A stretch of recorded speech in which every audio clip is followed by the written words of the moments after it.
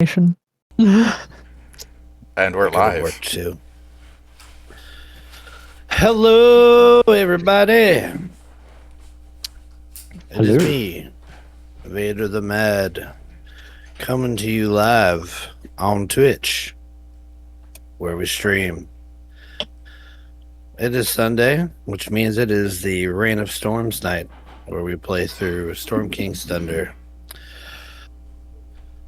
How is everybody doing this fine evening? Pretty good. Pretty I good. just speed ran 2 burgers. Better than before. Yes. It's going well. Oh. Good. Well, I'm glad it's going good for you too, Hoopily.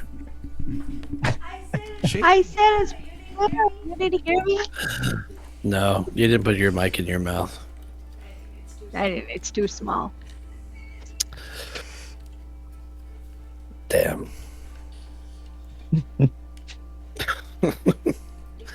It needs to be worth my while, okay? You know what? I can understand That escalated quickly. Looks like it's a job for my little mouth. No. Well, What the hell? No. you never seen that meme? It's like, what if you were about to get sucked off by the alien and he pulled your pants down and it just looked at you and said, "This looks like a job for my little mouth." I swear that's something like Family Guy or something.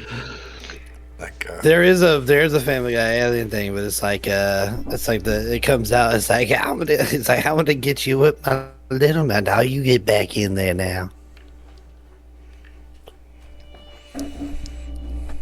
Well, anywho, I don't have a clever way to segue from there's no coming back from that. alien blowjobs. No coming back from that. So, like a blowjob, we'll suck it right up and just go along with our recap of last time. Last time on this particular stream, Oh, Lord. the Hunt Lords and Win TM. left Noenar's Hold and traveled towards the northeast, making their way towards Silvery Moon. After finding out that Resic's parents were there, you informed them via sending that you were on your way there, that you had hoped to meet them once you arrived. You pushed forward down the Evermore Way, where eventually you guys came across a Loston's Hold, a small keep that seemed to overlook a number of acres of farmland. But as you approached the wall, and its guards were on high alert, and you guys were brought into the middle of a battle with a adult blue dragon as it strafed the tower battlements, striking it with its lightning breath, while a group of farmers were being escorted into the walls to try and find some protection. You guys stepped up and threw in your hats into this battle, and with your help, Allison's Hold was able to fend off the worm and sent it packing, flying away. And that it is fucking windy. So that is where we begin tonight. You all are currently being escorted into the walls of Allison's Hold. with the rest of the farmer civilians, as well as the group of guards that were escorting them. As you pass under the gate and everybody is inside, you hear the chains of the mechanism lowering down this iron portcullis that thumps heavily into the snow-covered ground. There's a group of people who are now making sure that everybody they were traveling with, or people that were here waiting for them, are okay. And you can hear the collective sighs of relief, as well as the murmurs of thank yous that are being extended towards your group, as those who had just came in here with you recognize your help in defending them and getting them in here to safety. For surely, if you weren't there, they would not have made it. You can see a couple of the guards that were escorting the civilians in take a moment to mourn their lost captain, who was snatched up into the dragon's jaws before he was able to get these people to safety. You see they give reassuring pats on the shoulder. You can even hear mutters of, "It's okay. He would be happy knowing that they're safe." And as you all kind of stand around, you see a man cuts through the group, pulls off his helmet, letting down shoulder-length brown hair to fall to the sides of his face. He's a human man. And he comes over and he makes his way towards your group while simultaneously comforting people as he passes through, shaking hands and patting people on the back, as well as making sure to give out orders to give blankets and to find homes that could shelter these people inside the walls for the night. He comes over, helmet at his side, as well as a short sword, and he pushing hair back off his brow, he introduces himself as Guard Captain Kellid Strongarm. He shakes each of your hands and he thanks you. Thank you for your assistance with the dragon. It has been circling overhead for a couple of days, no doubt eyeing up our defenses. We thought we were prepared, but we were sorely outmatched, and if it weren't for you arriving when you did, I do not think we would have fared as well.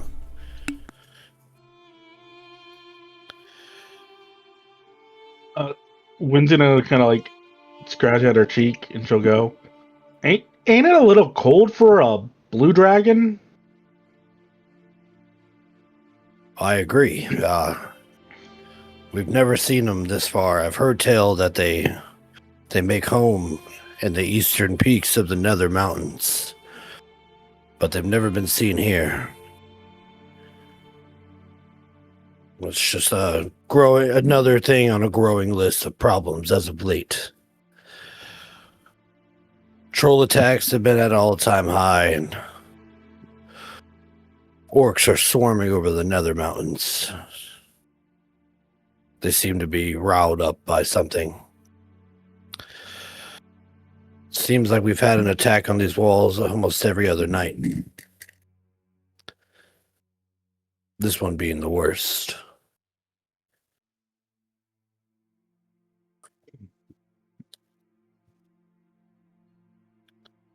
How the hell are you supposed to defend against something like that?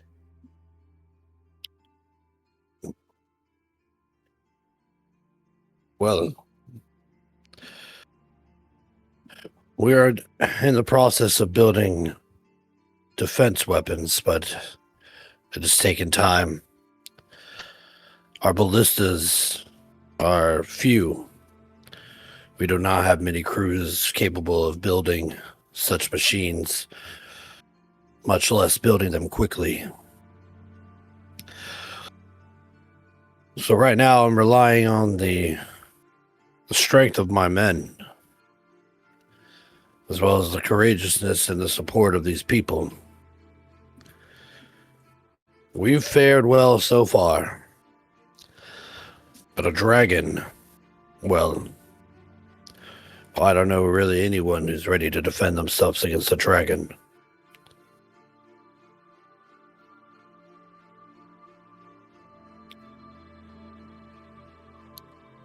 When we'll go, have y'all sent a rider or anything up to Silvery Moon?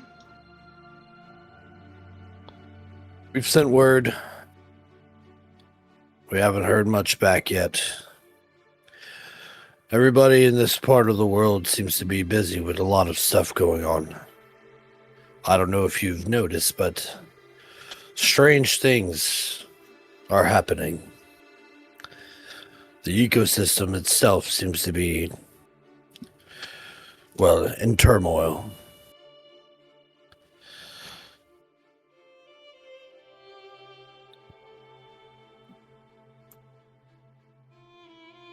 When we'll kind of look to the group, and then she'll kind of go, well, we're definitely coming through for a little bit. You have any injured? Yes, we do. Quite a few of my men on the wall took nasty burns from that creature's lightning breath. They're being tended to now in the hold. If you have some way to aid them, I can have one of my men show you to the barracks. She's gonna look over at the other one, like the other party members, kind of like, should we go? But she's also going to whistle, and from a nearby ditch, the wagon will slowly start to come over. Okay. You- You can hear like the guards up top, like, "There's a wagon approaching, Captain! A wagon!" That's mine, y'all. Your wagon. When we'll go, yep, those are my ponies, and she kind of points out. She goes, "That's Apple."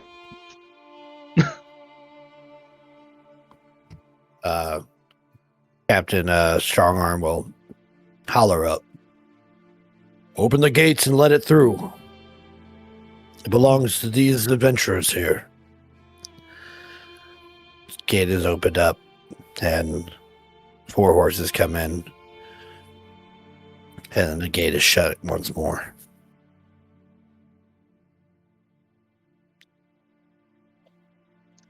What time is it? Nighttime. We do get here at night. Mm-hmm.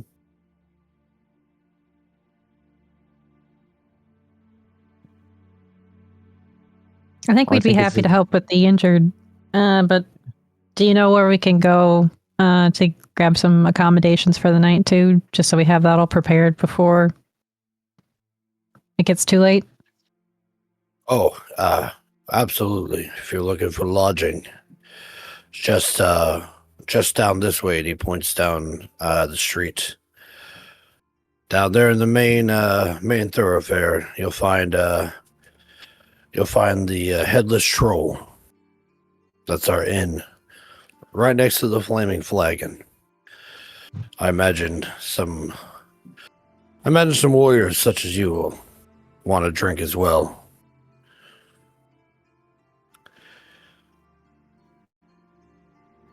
I'm not gonna pass it up.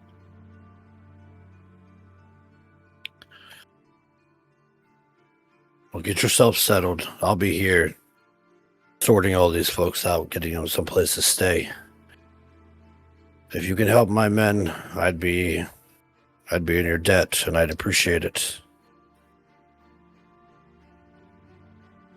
I'm not When any will- good at healing, but I can help out in other ways if possible. We need stuff moved or worked on while we're here.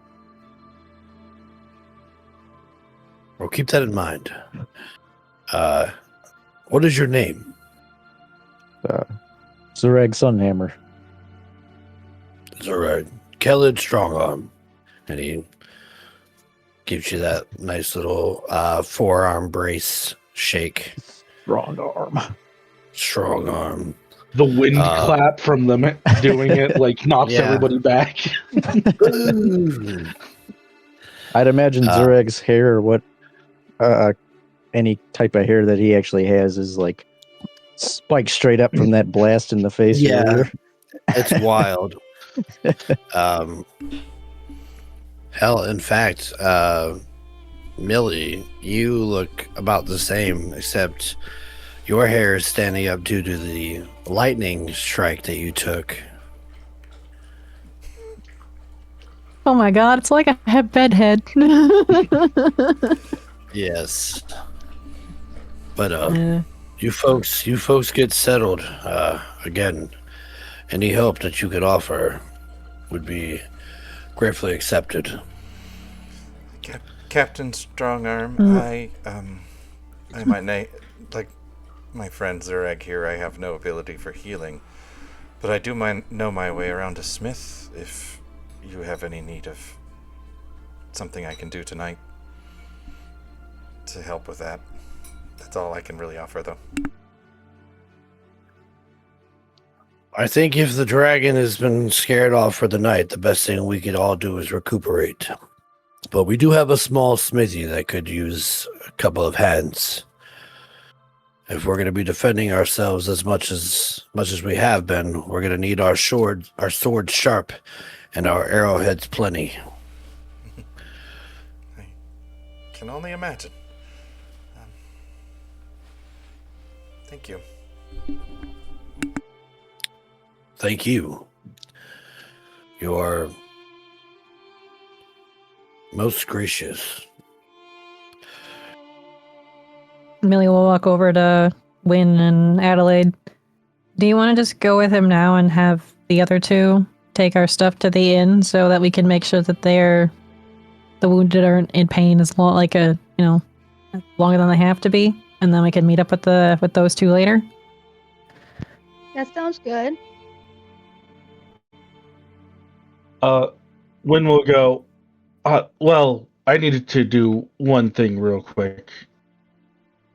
And she's actually going to go over to you said the captain of the people who was leading the refugees in. They're like, the guards are mourning him. Yeah. Do they have his body? No, it was eaten. Oh, well. Can't gentle repose that, so... when we'll go... Actually, he ain't got no body left. Yeah, let's go help those who can.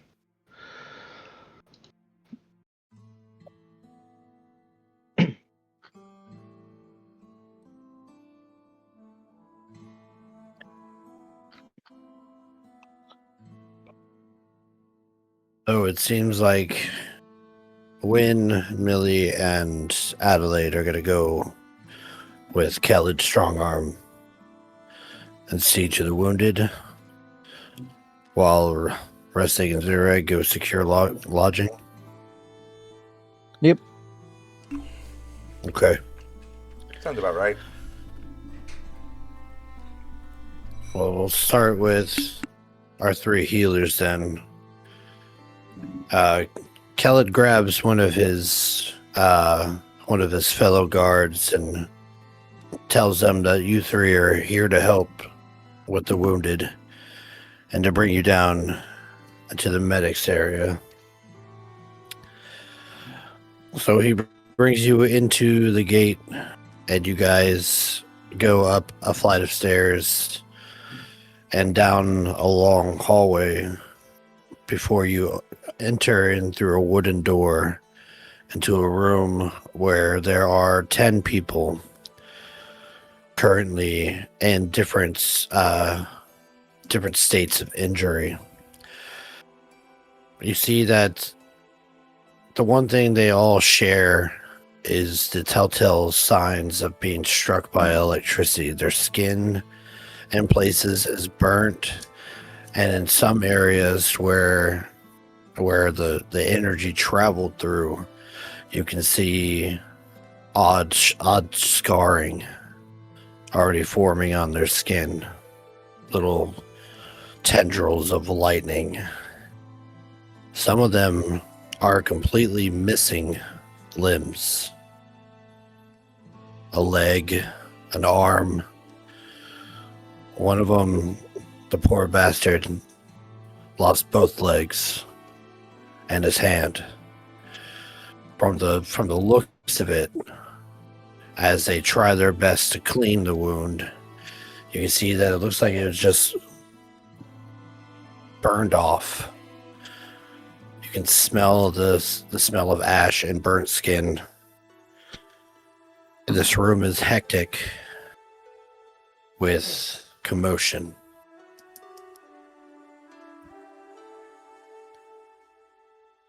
What do the three of you do as you enter? And you are almost immediately thrust into a serious situation. Well, with all good triage, Wynn is going to assess them, work her way down from can help, and doesn't need help. It's only a 15. Okay, with the 15, there's really no minor injuries here. It's either just bad, worse, or extremely horrible. Those who are bad, you could surmise that with your healing magic, you can restore them as much as possible. The other ones, though, your healing may close up wounds, but you cannot regrow limbs.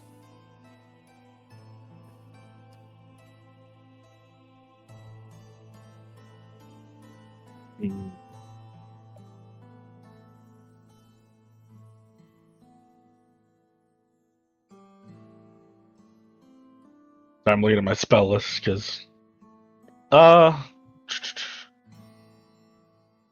when we'll go, Millie, how much magic do you have left in you? I got plenty.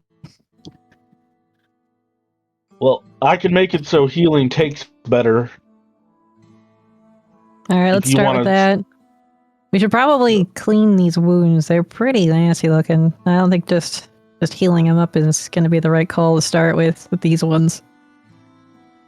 Wynn will nod. We don't want no infection setting in. I agree. She's gonna upcast. Well, I guess we'll clean first, and then she'll upcast beacon because that lasts a short period of time. Okay. All right, we're going to need some hot water, some soap, and some stuff for them to bite down on because cleaning these are going to hurt.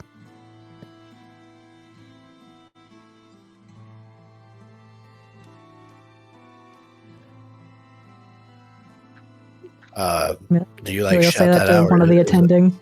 Yeah. Okay. She'll, one of the nurses will look kind of confused as they don't know who you are, but they can hear the seriousness in your voice and they nod in acknowledgement and rush off and grab what you can. You can see that some of the medics are also administering some sorts of tinctures to those who are in severe pain. Seems to be some sort of narcotic to take the edge off and take as much pain as possible as you guys begin to clean the wounds and begin to set into your duties. Even as you begin this, you guys can tell that this is going to be a lengthy process. So as you all get into the motions of administering aid, we'll go back over to Ressig and Zurag, who are currently walking, I imagine walking the wagon towards the headless troll. You can still As long hear as- them. Hear. Go ahead. I was just gonna say, as long as the horses are okay with this, I don't know how they feel about leaving Win behind. They seem to be. They would be fine. Yeah. They would know you guys. Yeah. I imagine Wynn would have told them to go with you. So they are walking between the two of you. You guys are kind of just walking on the side of the two lead horses, holding the reins in your hand as you kind of crunch through the snow-covered ground. You can still hear the murmurs of the townsfolk here. Ollison's hold is rather small, but the interior of its walls hold about 200 people who look over about 400 to 600 farmers on the outside. But right now, they all seem to be kind of jam-packed into this area, at least the ones that were closest to the wall. You can imagine that those further out in the farmlands either were just forced to hide in their homes and hope for the best, or hightail it the other way. You're not quite sure. But as of right now, the streets are kind of cramped with those who are trying to suss out what's going on and making sure that they're safe. And eventually you make it into a square of sorts where the path seems to go around in a circle. A number of buildings here. You can find, you see the signs for a small market area, as well as a general store, caravan supplier. You can see currently still working into the late evening hours is a blacksmith currently sharpening a blade. And standing amongst those buildings, you find an inn with a wooden placard hanging above the front door that says the Headless Troll. It shows a depiction of a lanky body with clawed hands and feet. One that looks very similar to a troll, especially to you guys who have dealt with them. And you see that the head has been removed and that the body itself is encased in flames. Next to it, you see another building with another wooden sign hanging out that has the depiction of a flagon of ale with fire coming out of its mouth. And encasing this symbol on top and bottom, you read the Flaming Flagon. The lights inside of this building seem to be dimly lit, as if the building itself is closed. The inn, however, has a store open with multiple people going in and out.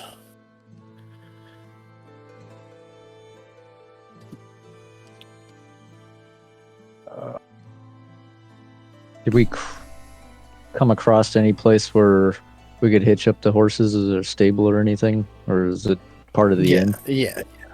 Connected to the inn, towards the back, you can see the signs of hay spilling out onto the snow, and hear the whinnying of a couple of horses already back there. Probably.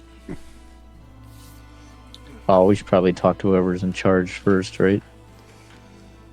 Yeah, that'd probably be ideal, because random people showing up to put their horses in the stable probably isn't. It's probably frowned upon. So. Mm-hmm. Well, I can wait with the horses if you want to go. Okay. I'll head and see what we can manage. So yeah, I'll head inside.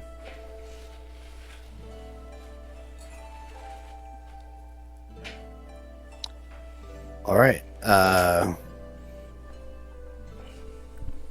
You head inside, and inside you can see that the wooden rustic interior here still sports some charred wood in places.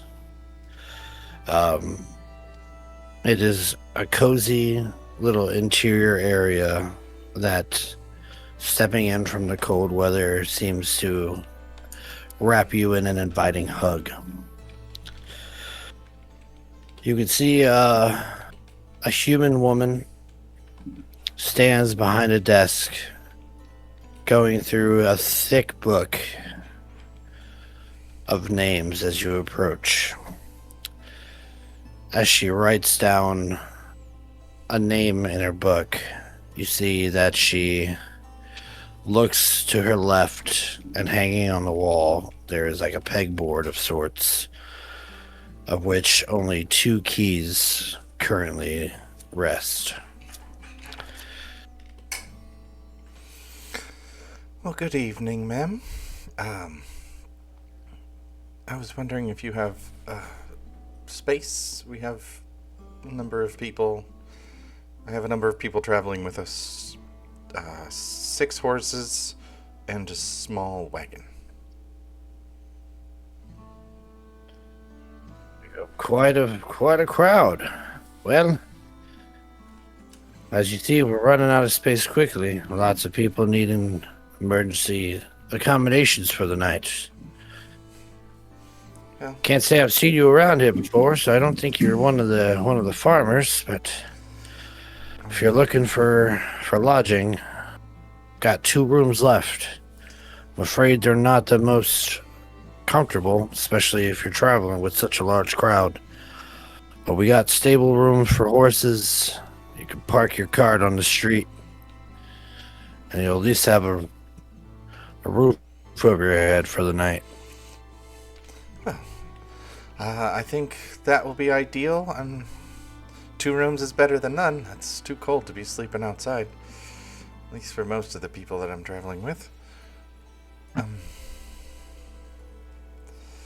So, with the lodging and the stabling of the horses, how much are we talking for this?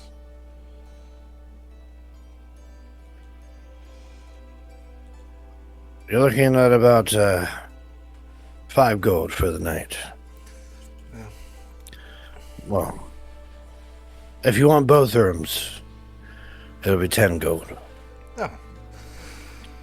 I can manage that. I'll pay her. And yes, we just recently blew into town on the storm that was the attack. But thankfully, that threat is gone. For now. That's good to hear. Maybe these people can return back to their homes, but I'm sure they'll want to stay in the walls tonight just to make sure.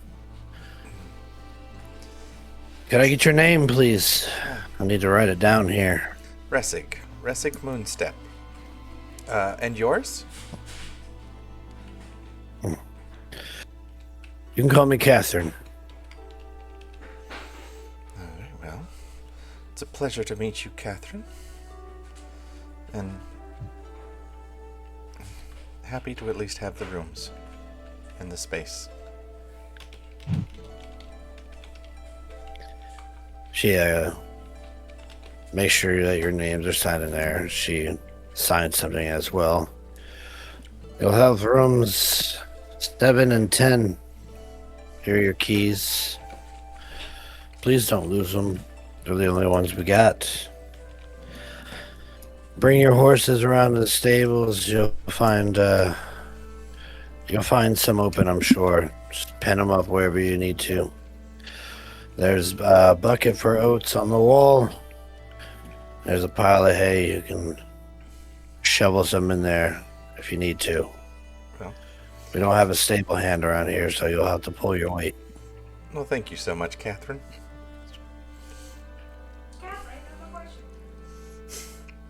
So I'll pay her and then nod my head and head back to Zureg.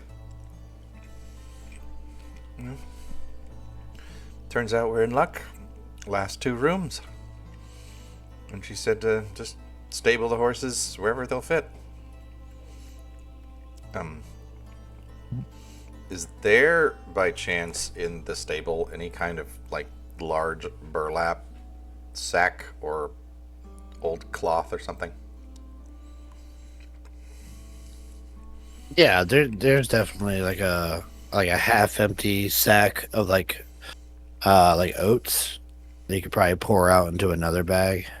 Okay. Big enough to fit that 4-foot long thing? Or at least no. obscure it a little bit? You could cover maybe like 1.5 foot of it with this bag. Okay.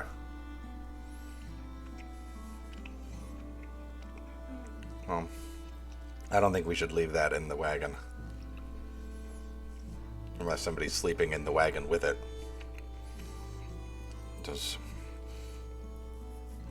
giants seemed awfully keen on having this thing, so Yeah. whatever they want, we should keep away.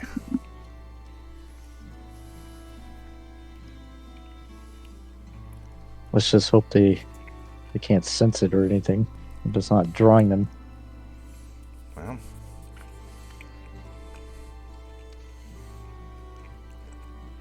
I don't know. You think they're going to come inside of a city to get it? Let's hope not. And we haven't seen any since we started our travel. I'm just a hunch is all. Well, at least it'll be with us. The horses won't get destroyed. Yep. Maybe the inn, but we'll see.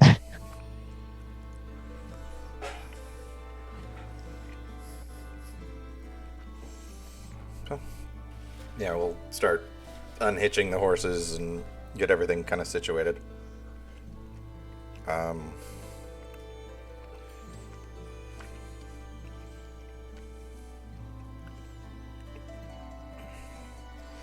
don't know what to do with this thing.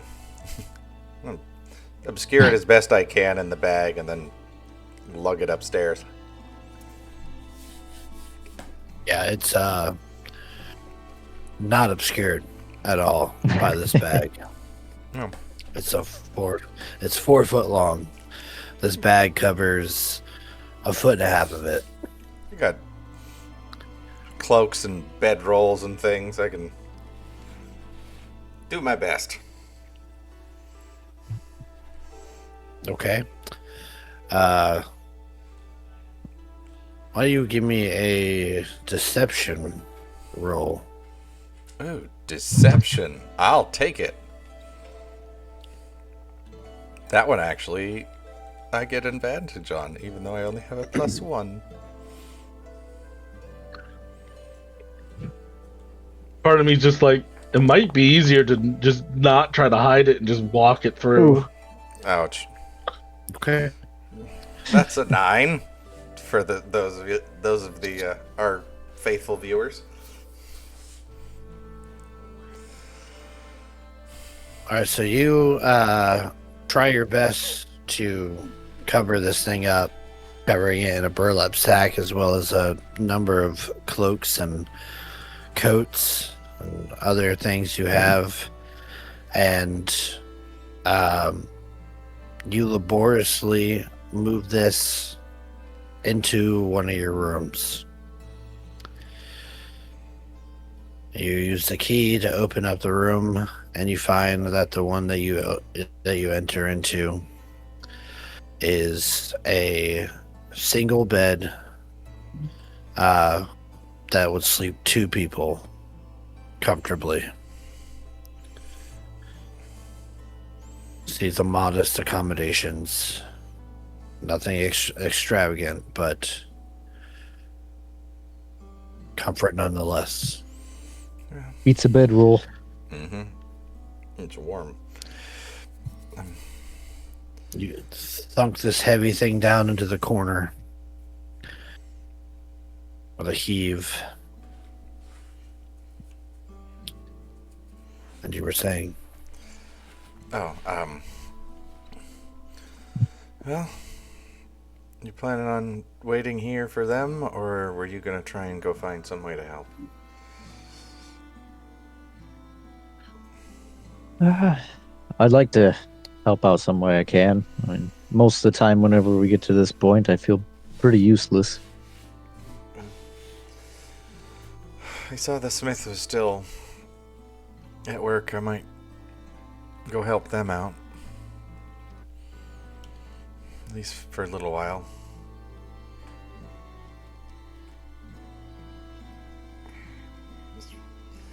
Something's going on in this world, and everything seems to be a problem.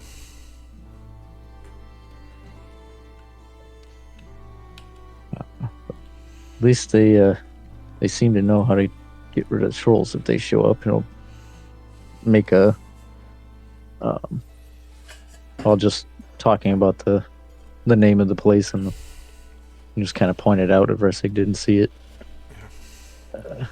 Well, one of many problems that we've faced. And they have a wall, so that'll help. Some of the other things. Shall we go see what they're up to out there? Yep.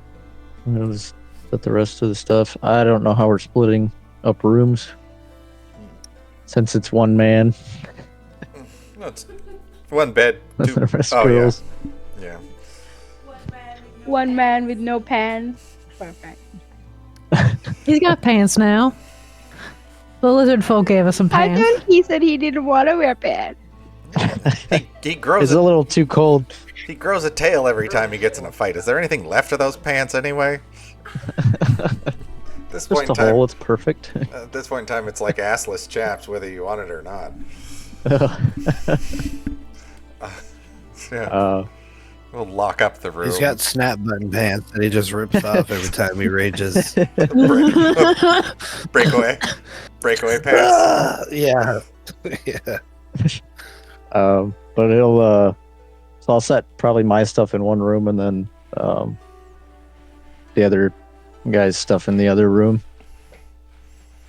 Yeah. We'll just kind of Yeah. split it up evenly if we can. Yeah. The other room has more beds, but they're smaller.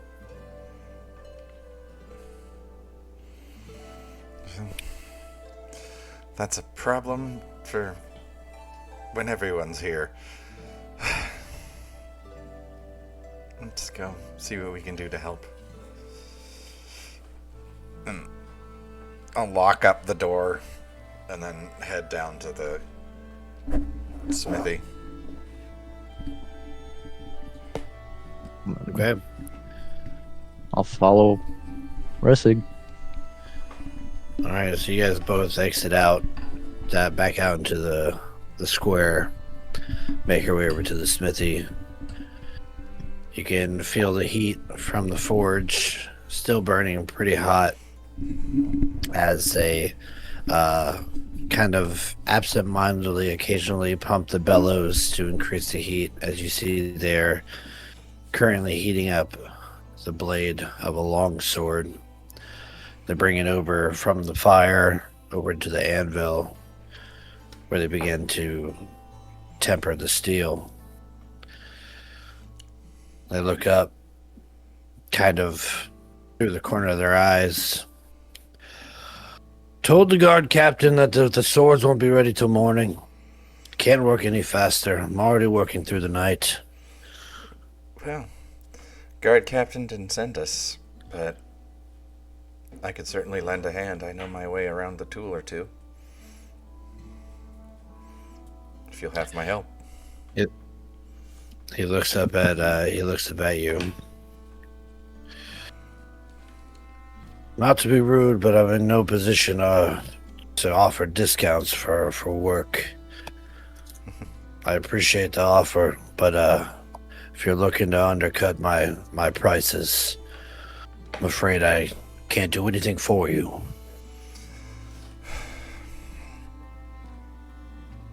How for assistance, not for a discount. I know when people need help.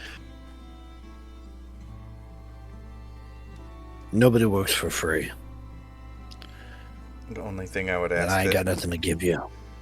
the only thing I would ask that if we get the work done and there's still a little bit of time, just some use of some of your tools so I can work on my own equipment. But that's after the work is done. Unless you plan on sitting here with me through the night, work won't be done until late into tomorrow. Then I guess I'll wait till I can have some spare time to work on my own things. But till then, where do you need my help? And this guy's good at moving things around. He's pretty strong. Hello. Zerag, I pick things up, I put them down. He looks at you, Ressig. You know how to temper steel. Yes, absolutely.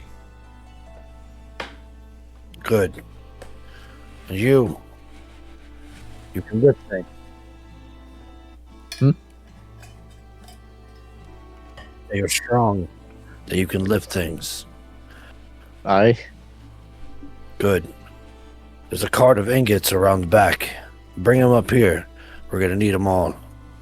You know how to tan leather. I would think that would be something he would know, living as a barbarian. Yeah, I think definitely. You would definitely would have made strips of hide for daggers and weapons, as well as leather armor and stuff. So you guys immediately get to work, and it's hard work. Meanwhile, as you guys sweat over the heat of the forge, back in the medic area, three healers here are also sweating as they basically do surgery.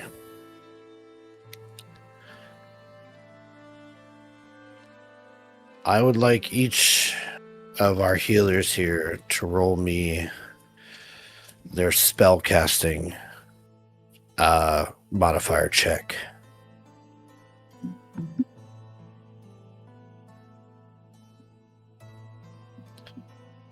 I'm going to set a collective DC for the three of you.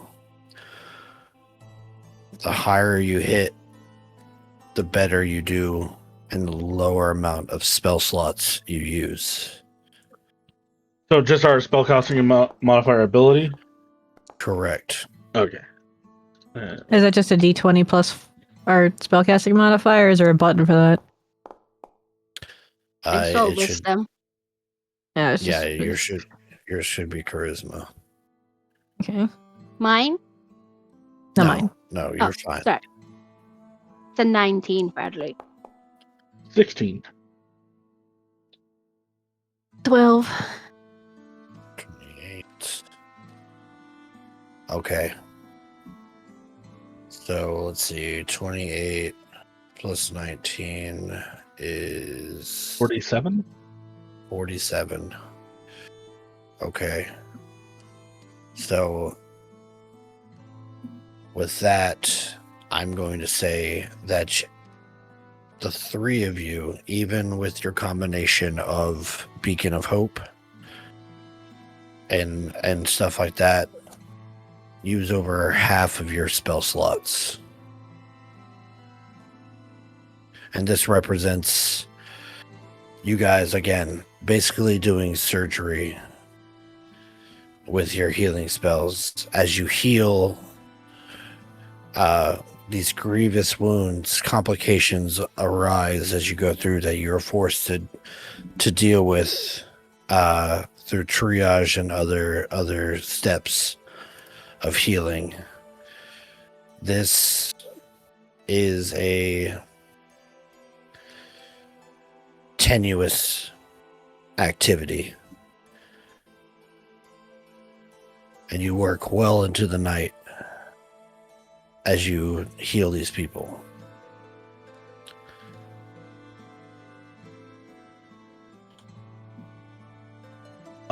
My channel divinity also heals. Could I use those instead of my spell slots?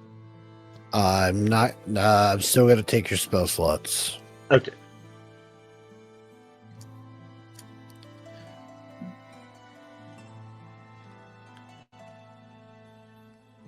So what I'll say is each level of spell slot, take half of it rounded down. So if you have 4 spell slots of that level, now you have 2.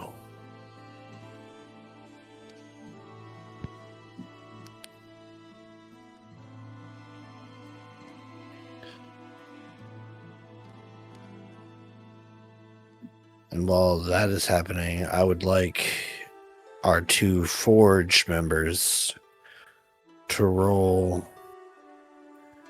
a smith's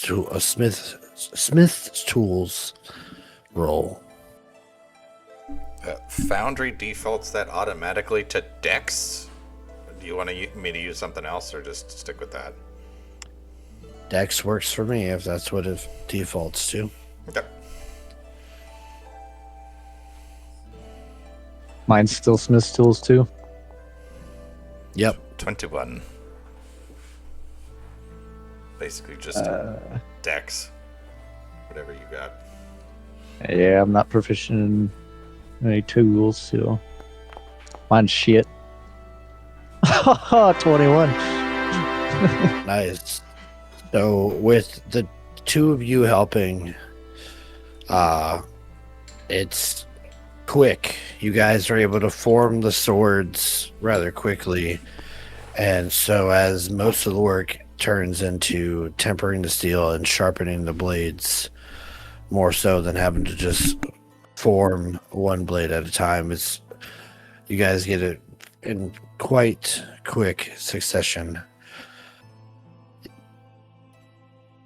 Now, the whole group, works well into the night, and this is after you have already traveled for the full day. I am going to need a Constitution saving throw from all of you.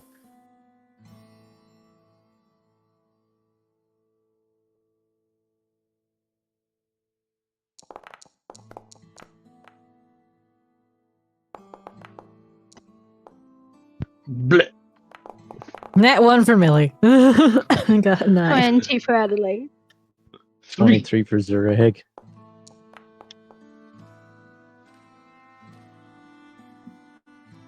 Okay.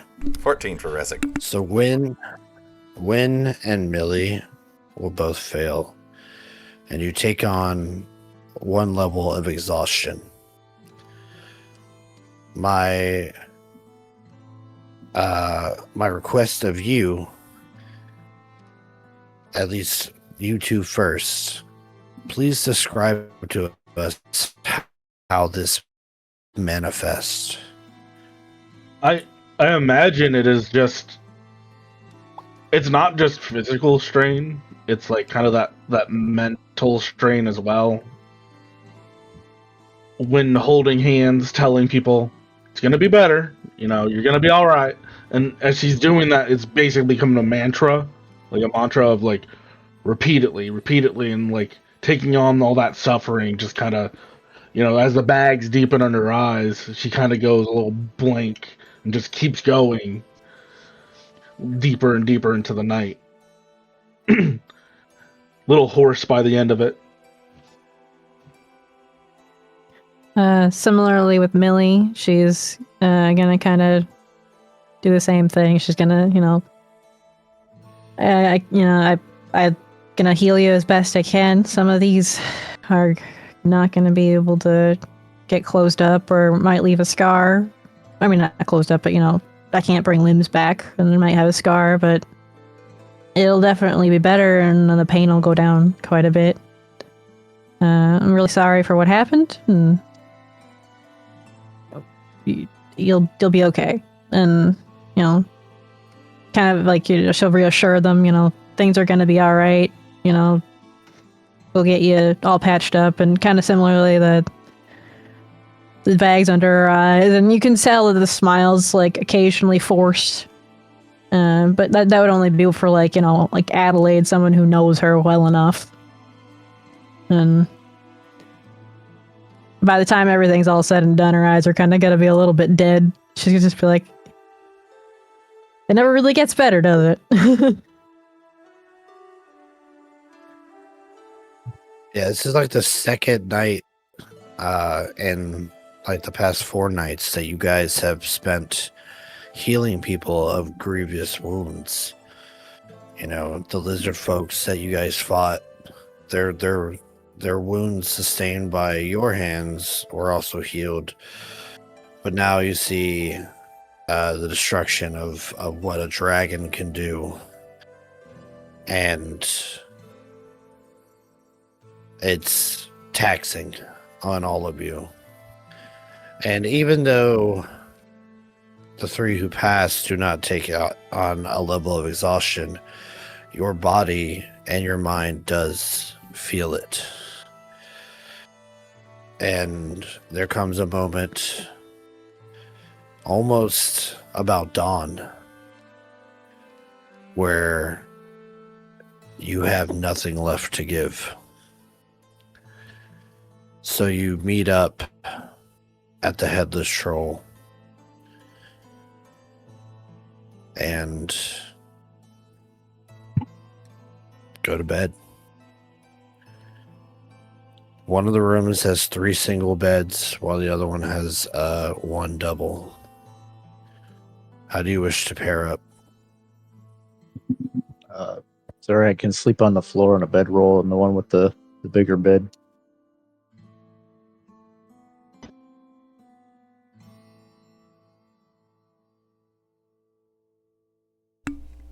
I don't think Ressa When's, can complain too much at this point in time. She'll accept that. Yeah. Same with Adelaide. She'll just fall on somewhere and sleep. Yeah, that's fine. I'll just take one of the singles. Well, question, Vader. Do I actually have to lay down to trance? I'm going to say with everything that's happened, you're going to need to sleep. Okay. Not even trance. Well, mainly I was asking because Zureg said he was going to sleep on the floor. So, that was just a thought. But, yeah.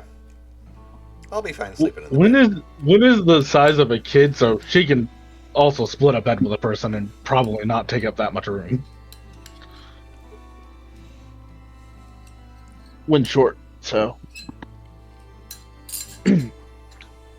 I'm pretty sure a adult human-sized bed her and Adelaide could share and not ever bump into each other.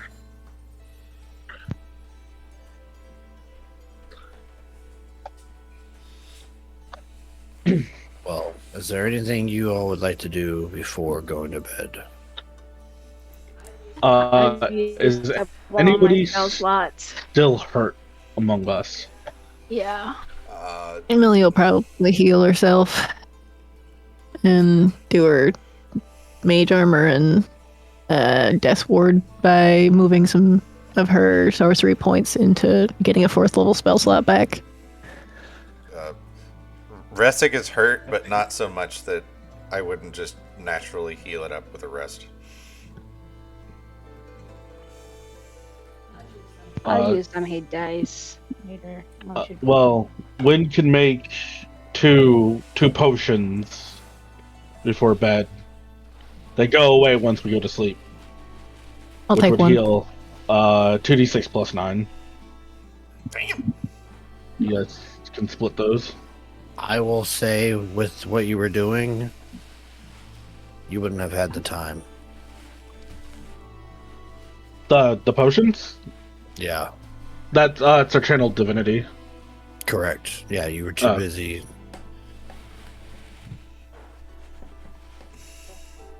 Alright. All right.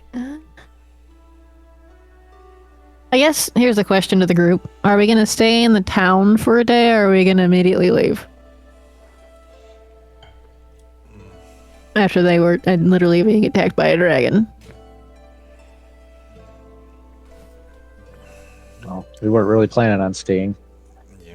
And the dragon's not dead, so No. this is a future problem for this place or other places. So I don't know. So on the battle map, the dragon retreated to the south, but that was just kind of a... Did we see where it went afterwards or no? No, Like, did it go back towards the moor? Okay. The guard captain said it makes its home in the eastern peaks of the Nether Mountains. Or there are dragons up that way. Yeah.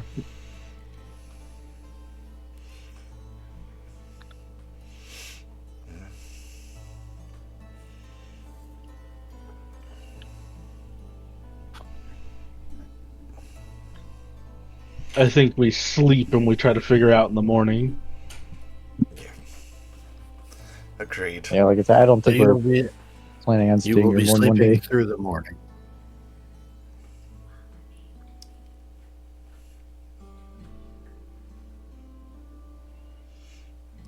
Okay.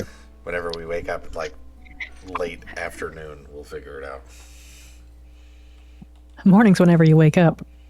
That's when breakfast is made. It's morning. True this.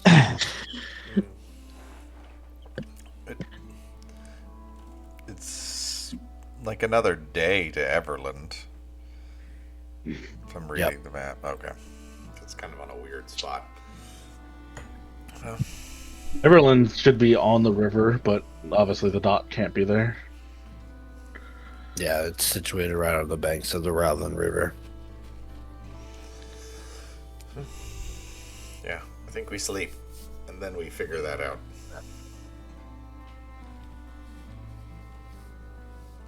Okay.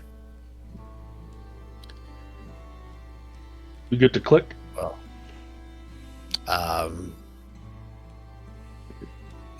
Yes. I can't remember. First level exhaustion. Do you benefit from a long rest? I'm gonna need those who took the exhaustion to roll me another Constitution saving throw. Wow. 13. Okay.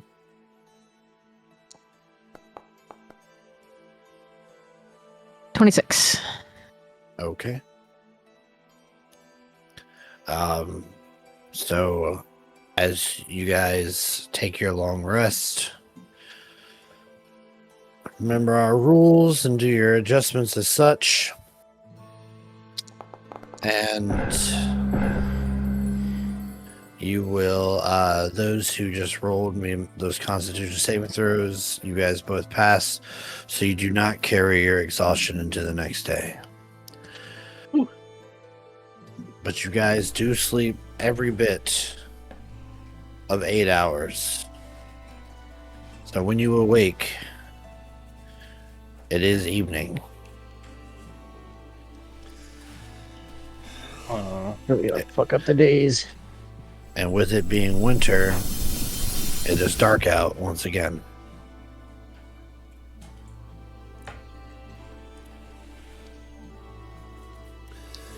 That was the coldest sip of tea that I've ever had. And it's not supposed to be gold tea. You could microwave it real quick. It was one last sip.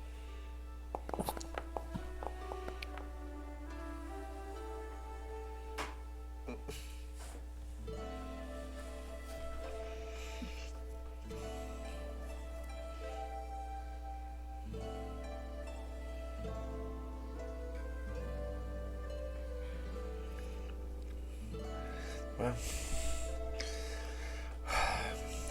we could head out, but we'll be traveling through the night, and that's never worked out very well for us. So, I think these people still need help. So we could do a little more work here. Maybe wake up a little late in the morning tomorrow. But not this late. Do we check any of the shops while we're here? There isn't much. Yeah, there was a couple of shops. The blacksmith didn't seem very keen on... He just has a lot of work to do, so we could check the other places. And we have some money. Courtesy of a pair of fire giants in the swamp.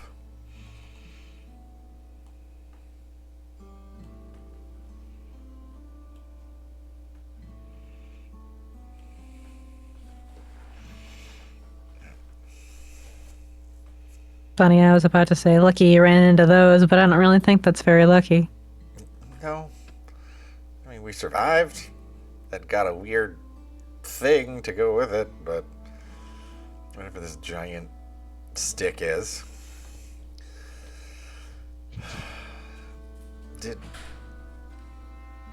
I don't remember if Millie actually took a look at... Somebody more magical took a look at it than Zureg and Resik, who were just lugging this big giant thing around. I don't think anybody did, honestly. Yeah. We just talked about it. I think it was super brief because we were dealing with a lot of other stuff. Yeah. So maybe it wouldn't hurt to take a look at that at some point in time.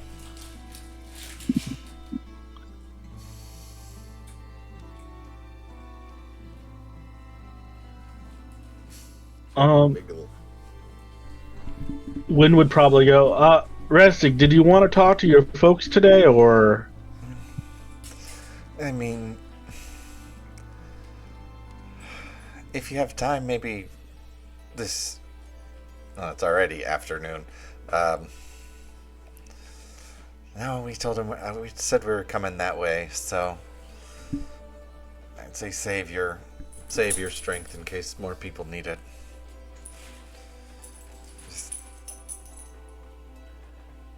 We'll see him soon.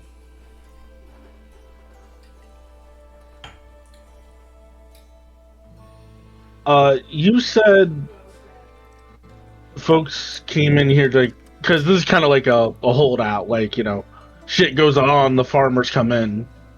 Do they appear to still be in even into this afternoon? Well, like I said, it's evening now. Yeah.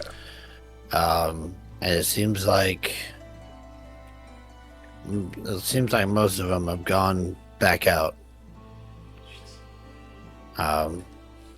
You can tell that people are still on high alert, but just going by and asking questions, no one has seen any signs of the dragon again.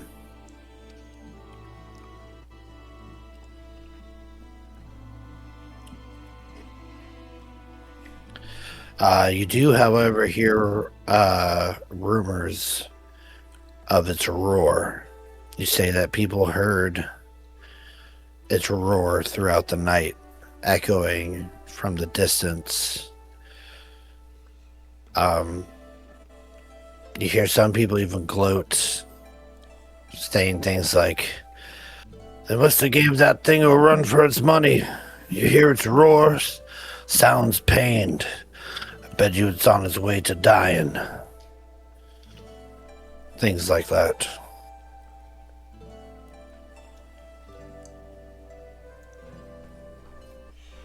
Well, as she hears that, and I assume we're just kind of eating, like waking up, eating. When we'll go. We did put the beast to flight. It might be worth our time to find it before it, recuperates all its strength.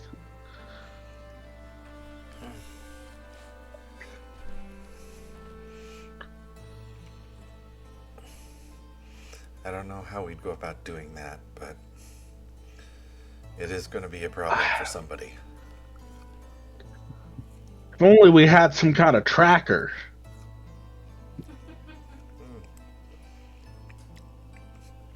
Well, Someone who's tough as a bag of nails or something.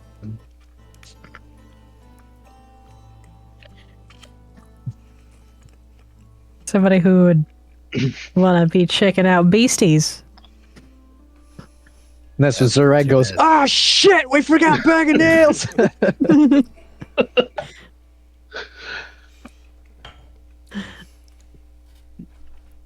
Pans back to Nonar's hold. He's literally just riding on this really abnormally large animal.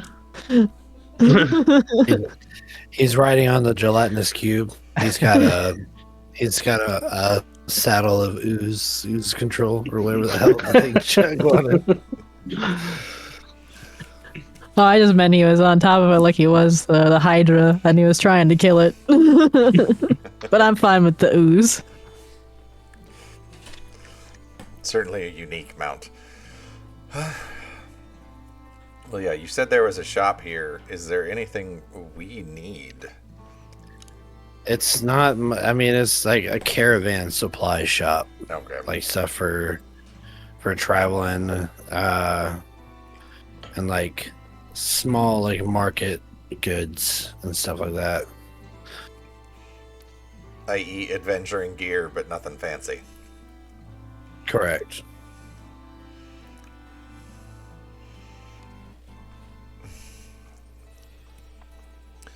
Hmm. I can't think of anything we'd need from that. I mean, it seems like we're just gonna have a kind of an easy day unless we really want to go hunt down the dragon, which I mean we can, but I can send some thing to go hunt it down and let us know where it is.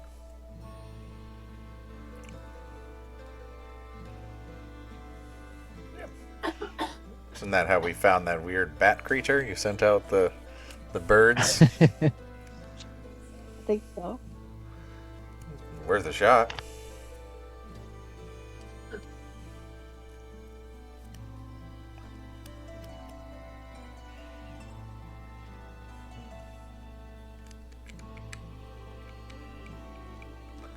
And I'd say, You really want to go hunt it down?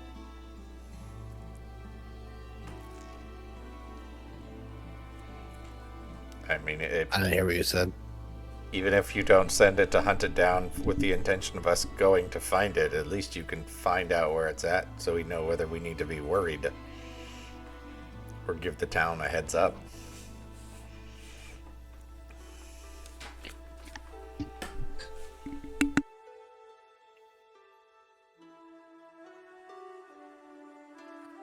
All right, we can go.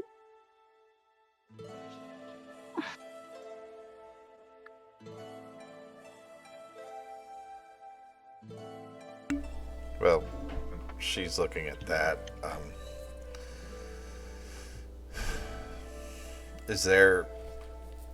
damn it. I just had the notes. Where is his name? Strongarm. Think the rest could find Captain Strongarm and see if there's any other more immediate assistance that they need besides just helping out the smith.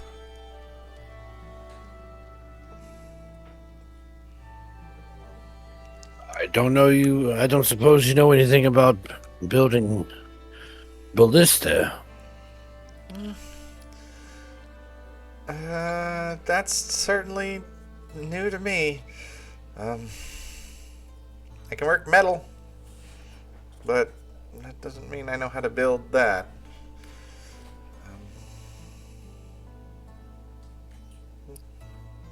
I'm at least strong. I can help. I'd hate to ask if you have any more. Smithy told me that you and one of your, and Zurag, I believe it was, Yes. helped him through the night, finishing the weapons that we needed. So, once again, you have my gratitude. It'll take us some time, but we have skilled artisans working on the ballista, so I have high hopes that it will be ready by the next dawn. At least one of them will. Quick question. As far as the political geography of this area of the country, is Aloston's Hold, is that in the same quote-unquote country or province as Nonar's Hold, or is this part more but like Silvery Moon? You know what I mean? Would we all be kind of in the same district? Yeah, you're kind of like the same like province of sorts. Okay. Well, anyway. Well, do we still need to heal people? Or do the town need any help? If not, she's gonna turn into a hawk and she's just gonna go. Because if I do beast stands or even send I have to concentrate and last for like an hour. But I could be something for 4 hours. So she'll probably turn into a hawk and try to go see if she can find the dragon. And that'll be the fastest. Okay. I guess Amelia probably would have gone with Ressig, because if they're in the same district, we can try to secure trade.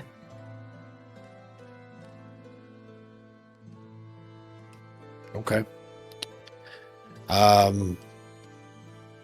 Adelaide, roll me a perception check.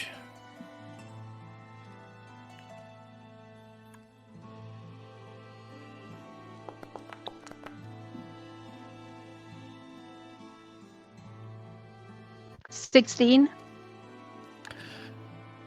So you fly following the direction of where the dragon went, looking for any types of signs that it might be nested around nearby. And you use every bit of the 4 hours, turning back when you feel it getting close, after you really don't find much. You can see small splats of blood as you look down from the skies, but they seem to disappear the higher up into the nether mountains you get, or towards the nether mountains you go, rather. Okay. But you can surmise that that's where it headed. I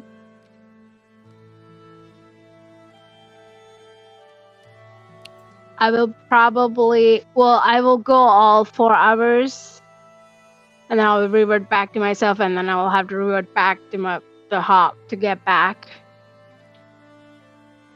I'll come back and tell the group what I saw, that it's like more than 4 hours away. Before we get there, I need you to roll me a D100. Here we go.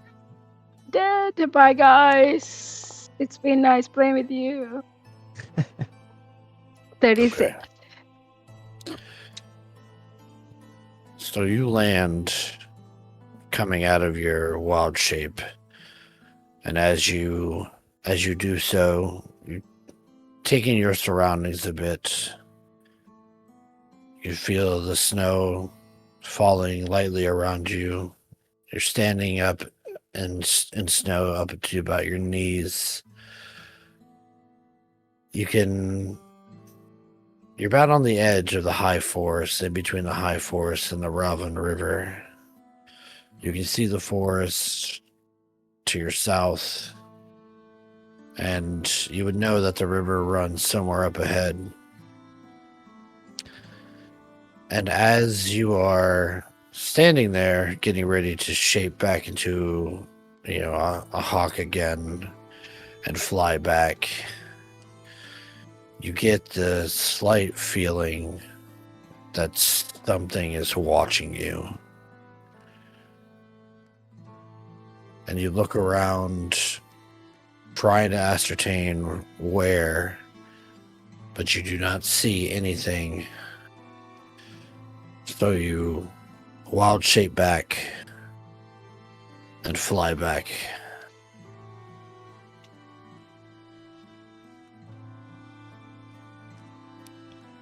Those who are attempting to secure trade with Olliston's Hold, you would want to talk to Mardan Elthonson, who is the lord of the village. You see this person here. As you walk through the town, you can see that the majority of the people here are humans. You see a couple of halflings as well as some rock gnomes. And as you meet Lord Mardan Elthonson, you see that they are of elvish descent. Half elvish, to be exact. And they welcome you kindly, and you introduce yourself, and they say that they heard your name being spoken amongst the people, as well as directly reported to them by Kellid, the guard captain. And they thank you very much for your help with the dragon, and extend hospitality as far as they are able to. As you get into discussions of trade with Noenar's Hold, they are concerned at first, hearing that it was haunted, but they hear your stories. They seem intrigued, and they hear that you already have a bit of a understanding with calling horns. So Ressig and Millie, you can either give me separate persuasion rolls, or one of you may roll it with advantage. I have no problem giving you advantage because I have a +1.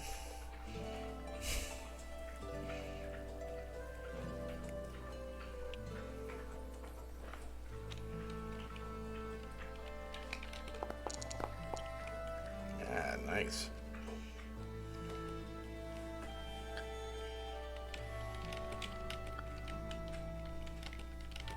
With a 25, that's a very good roll. You see that they seem to be very happy to do trade with Noenar's Hold. I will ask you guys, and you do not have to figure it out now, but perhaps in between sessions, for you guys to tell me just some small details that you might have discussed, what you would trade for what. Again, you do not need to tell me that right now. But that takes up your day, which leaves Wynn and Zurag. What are you doing for the day?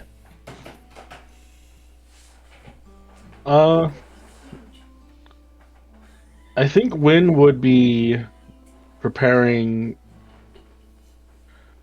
She'd probably do round bobbles. She'd probably check on her patients, from the previous day.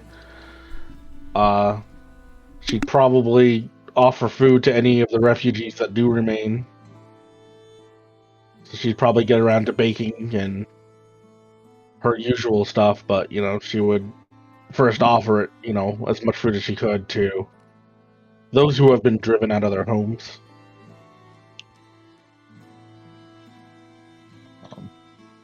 And I can help her if she needs help. Like, obviously, probably not baking, but getting stuff to people. Other than that, I would just think if we decided to stay here one more night, but I was going to say just get everything ready to leave, but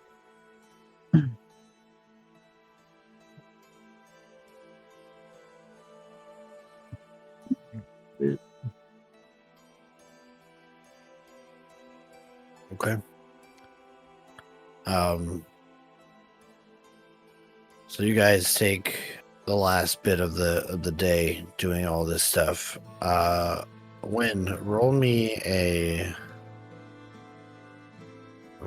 luck check. Just straight D20, please. All right. 13. 13. Somehow I rolled as much. As you go and visit your patients from the night prior,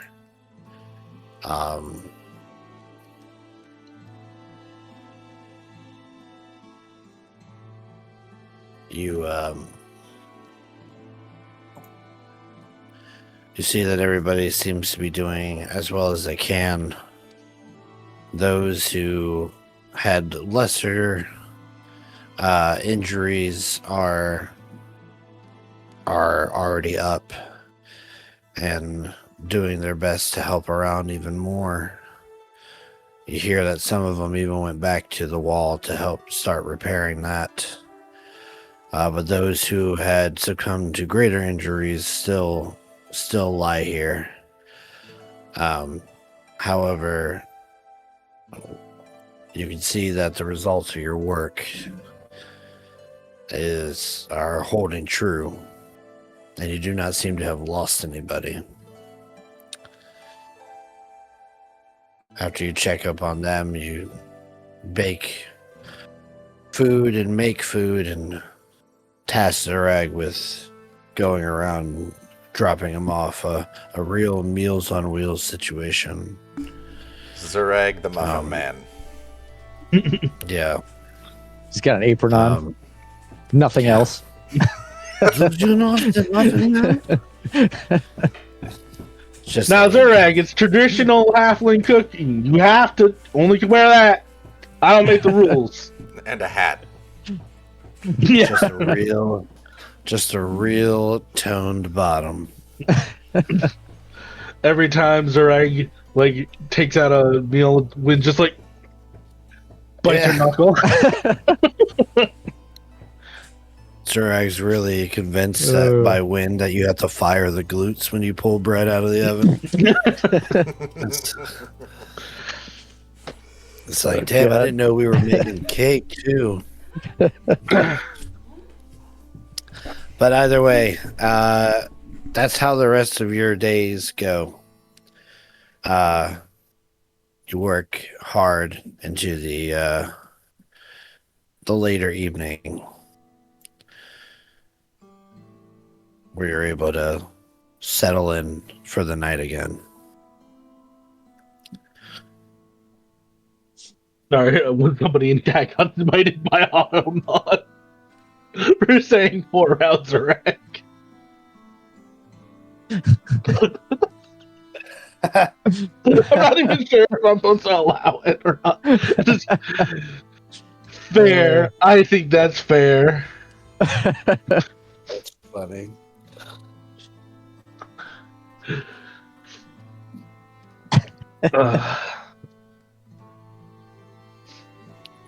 Zerag, male gigolo.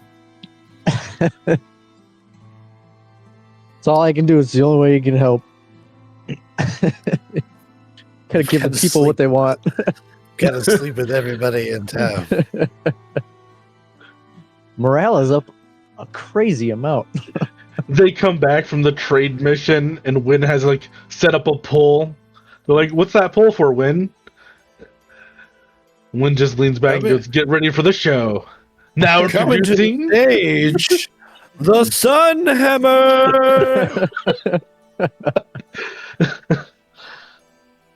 Watch out, ladies. He swings that thing around with all his might. Oh my gracious. god. Well, you guys. Do any of you have Great Weapon Master? Because you need 2 hands.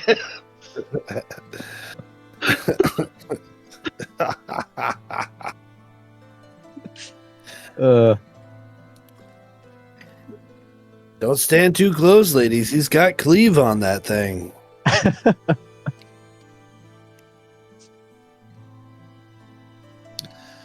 But you guys reconvene. Zurag, you've made 5 gold and strippers and stripper tips. Hey, it pays for a room.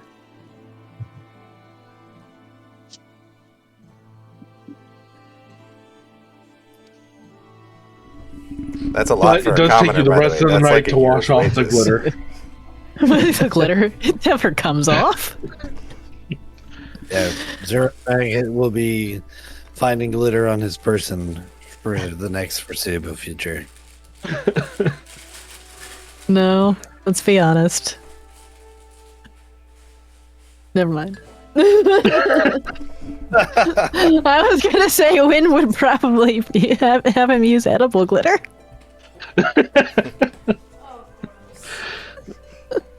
Yep, absolutely. Win was the one handing it out to everyone.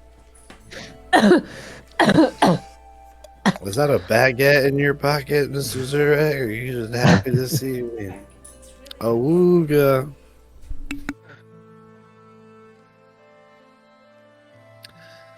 Those aren't the only buns being baked today, ladies.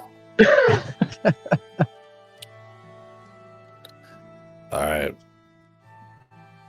So, quick Zurag stripping montage later. You guys have reconvened.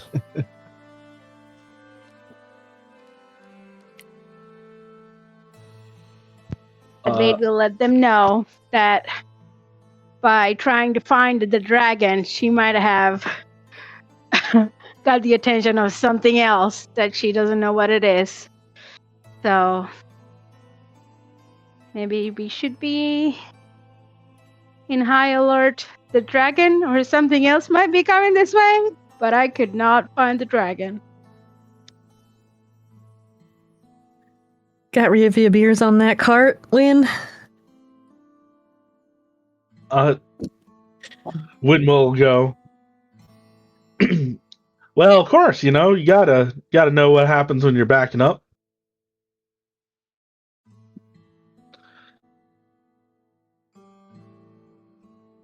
Anyways, so I broke myself with the stripper Zurag. When we'll go, well, if we just keep an eye out, do you think we should warn the guards, or do you think it's just kind of something out that direction?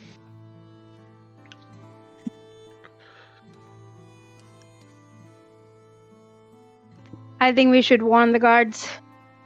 Because I really don't know what it was, but I could feel it kind of watching me and tracking me. So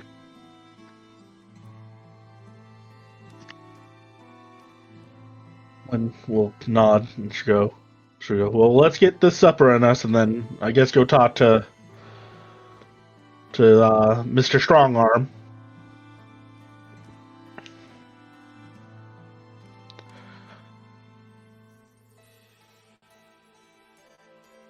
If anybody has any input.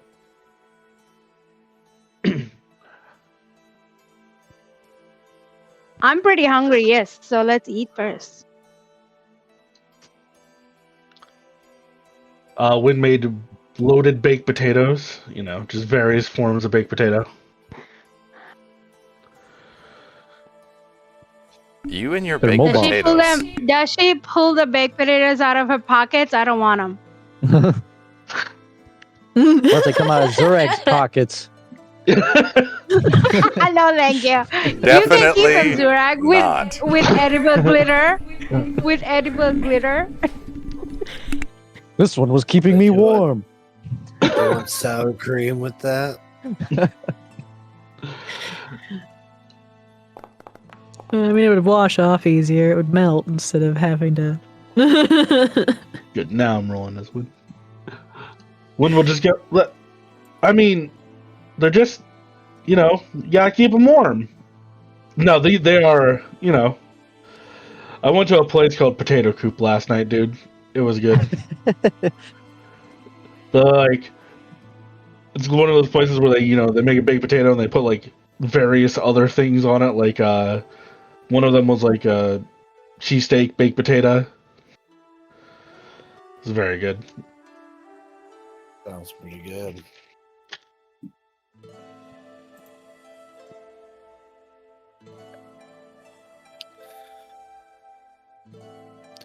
I mean, for the sake of brevity, you guys go. You go and you tell the guard captain your findings.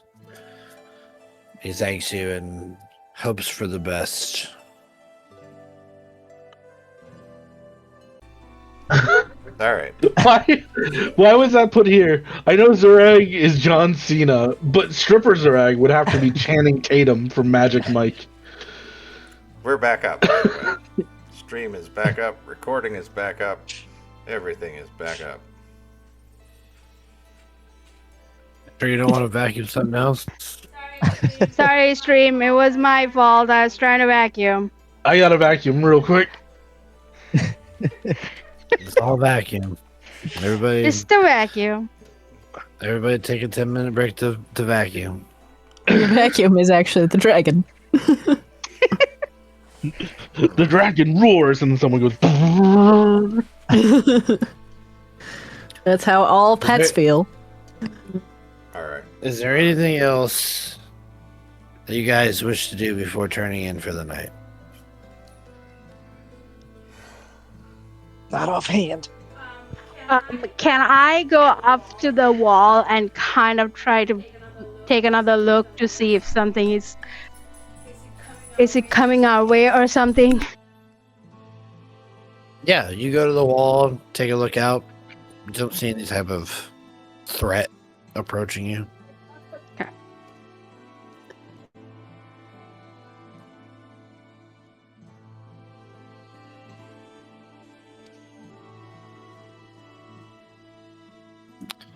Anything else?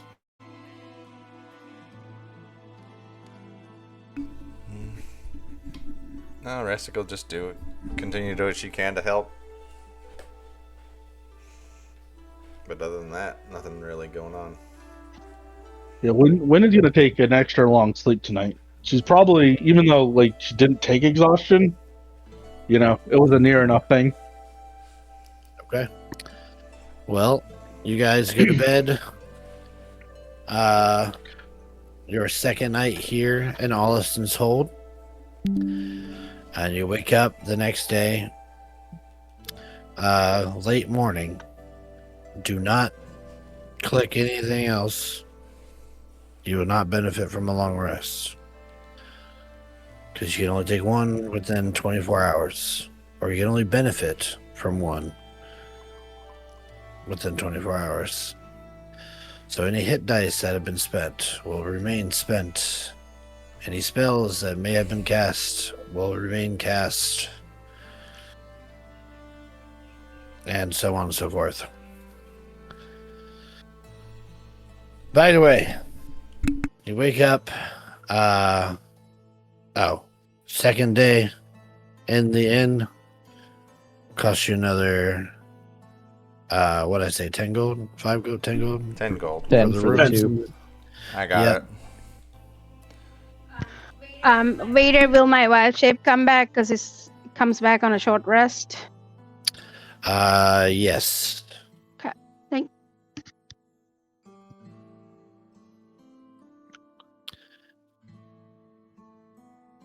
Wynn will be seeing to the ponies because we're about to head out. I like big butts and I cannot lie. You can't take that cart anywhere because Ressig's coming downstairs carrying that massive thing. During the time that we've been here, would somebody with some magic please take a look at this damn thing? You wouldn't have had time with what everything else you guys are doing. Okay. Well, it will be in the cart for anyone who's sitting in the cart and has magic-y stuff.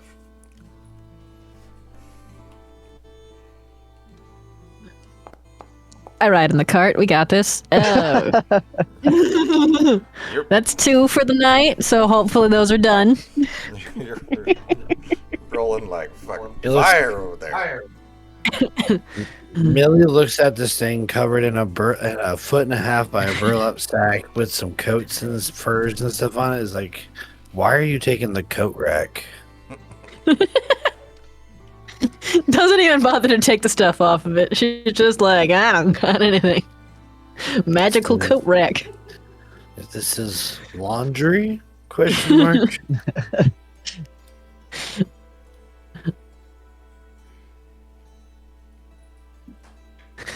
Meanwhile, Wynn's brushing down the dogs, going, "I'm gonna show you how to make a pound cake."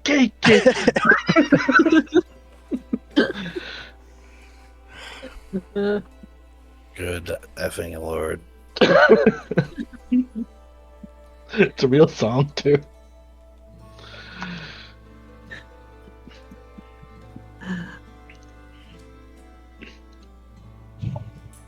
Of course it is. Well, are you all setting out on your travels, continuing your way towards Everland, or are we going to stay here in this town another day? Yes, please. Let's I'm ready to continue. go. Let's continue.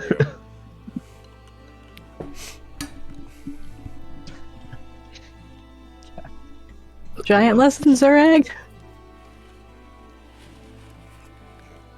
Ressig will be out on horse, out riding, scouting.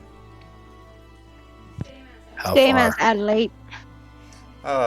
Within screaming distance of the cart, so not too far. Couple 100 feet. I mean, okay. What the hell The was hell was that? That wasn't me. And that was not my vacuum.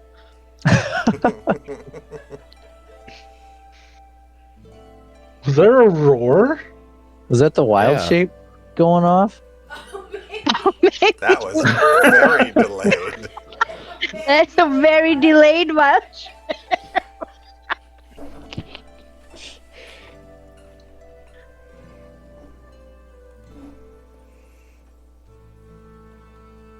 Okay, so Adelaide and Restig are riding up ahead, kind of scouting out the way as the cart trails behind them. Milia and Zurag going over giant lessons. Roll me an intelligence check there, Zurag.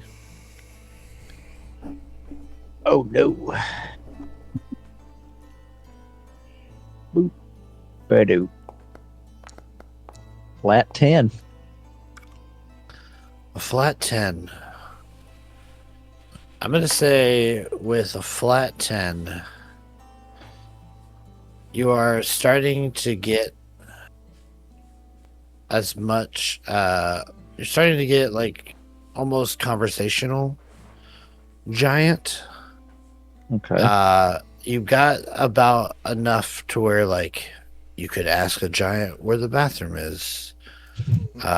Or where they would recommend to eat or something like that. Like if you were to be placed in a giant city or a village, you could know enough to get yourself around. So I'm going to give you partial proficiency. Survival with, words. with giant language. Survival words. Yes. Yes. So, whenever you make like a check to read giant or comprehend giant, you can add half of your proficiency to it. Okay. Like when you walk up to ask for go to the bathroom, you say, "I have to big boom. Where poo?" Yeah. That's probably how they say it Um, anyway. At least the hill One of the giants. main things you learn though is also like the inflections on like certain words. So you can defer the difference between a hill giant speaking versus like a fire giant speaking. Okay.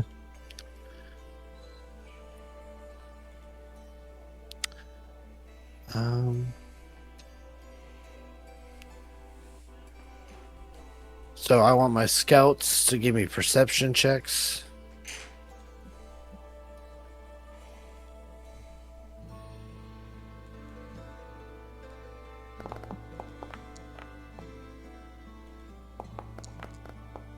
Hmm. 21. 22. Okay. You lead the troop here, riding a couple 100 feet ahead as you scout around. You can see the cart behind you, and no trouble seems to befall your group. As you continue traveling, you can see the Ralvin River approaching you. And across, situated on the opposite bank, across from you, is Everland.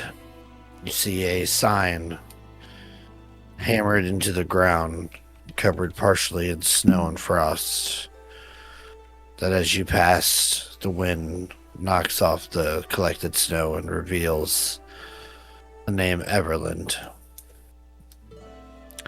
You can see the road now becomes well worn with tracks of carts as well as hoof prints and footprints alike.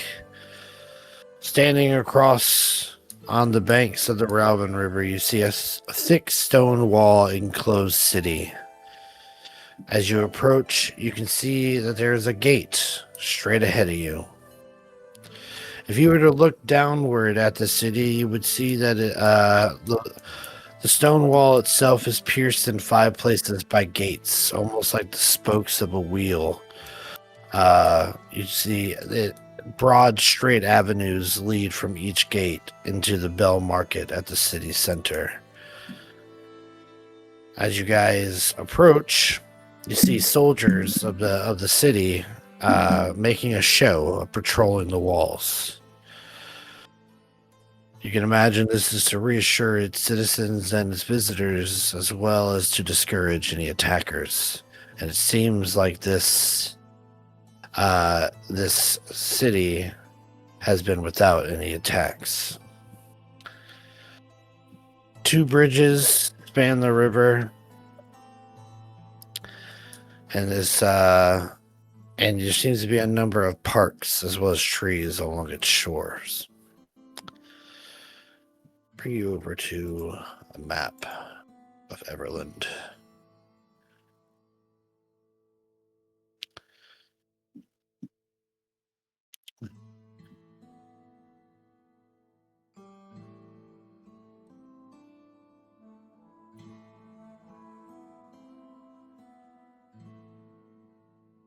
Everland's a big place. It sure is. You guys approach from the south up into the to the bridge gate. As it is daytime when you arrive. Actually, yeah, it would have been a full day's travel, so it'd actually be nighttime. So you see that the gates are currently closed as you approach. Guards at the gate will approach you Halt! Afraid we have to check in all passengers after nightfall. What is your business in Everland? What is your cargo? Hello, we're just passing through on our way to Silvery Moon. Cargo, I guess, would be primarily baked goods. As she looks over at Wynn. Wynn would nod, and she'll go, yeah, mostly baked goods. I do got some apple ciders and various other things. I guess I do have a barrel of hard apple cider, but that's still, getting good.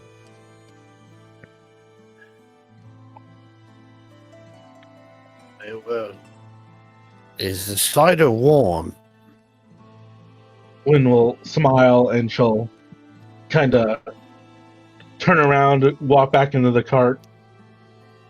She'll come out with a couple mugs. She goes, I also have hot cocoa, but that's more limited. Cider would do just fine. This is quite delicious. You see, they drink it and kind of take in the warmth of it. Oh, it's mighty fine, mighty fine. All right, well, I see you're armed, but we've heard tale of giants and other things on the road, so keep your weapons to yourselves while you're in Everland. Hate to have to arrest you nice folks. Open the gate! Wynn will The gates are open. hold out a small sack and she'll go, how about some warm bread rolls for everybody, too? As long as you you're too promise to kind. pass them out. I shall. You see, he takes one and he's like, hey, Isaac! Fresh bread! Tosses it over. Loston's Hold was attacked by a dragon not too long ago, so just pass it on. Have your guards keep an eye out. Big blue bastard. Good to know. Good to know. Thank you. So you guys enter into the gate, which after you pass through is lowered again. And you guys cross the bridge, known as the Night Bridge, directly in front of you, and bring yourself into the Bell Market. To your right, this building here,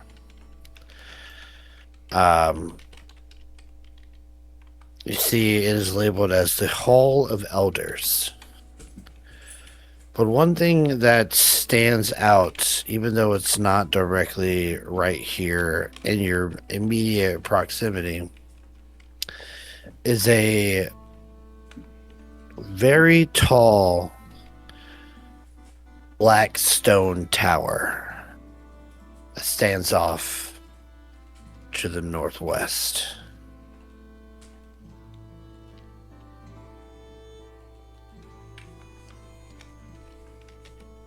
You see, it rises from one of the higher knolls in the city and consists of 4 narrow cylindrical towers joined together.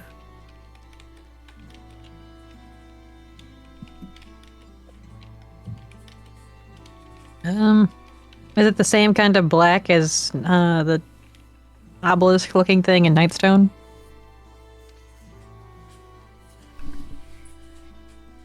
Yes. Yes, it is.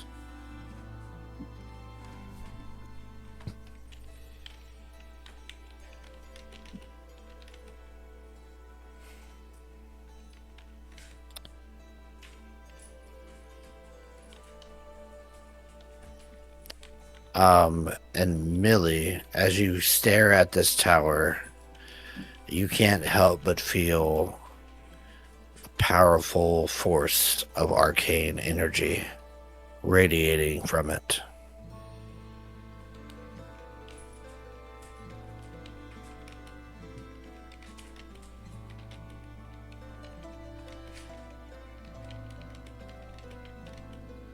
probably like half passingly mention that, like, oh, I got pretty strong magical conduit here.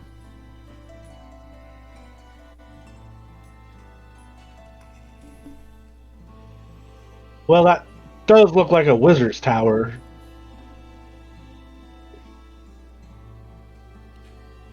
But looking around the streets, are there still people kind of moving about, or is it like we came in like after basically everybody's kind of turned in for the night? It's towards the end of like a business day for everybody. So while there might be a few people around, most of them seem to be packing it up for the night.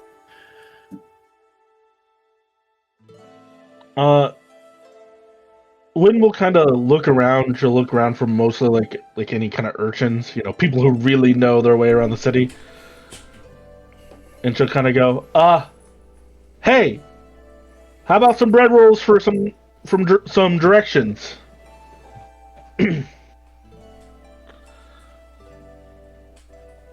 You, give me a perception check. Perception. Actually, persuasion. Well, persuasion, that will be an 8. An 8. Do you want some candy? Do you want some candy? Hey there, little boy. How are you doing? We got puppies. You don't find anybody immediately, like no urchins or anything like that. At least in this immediate area.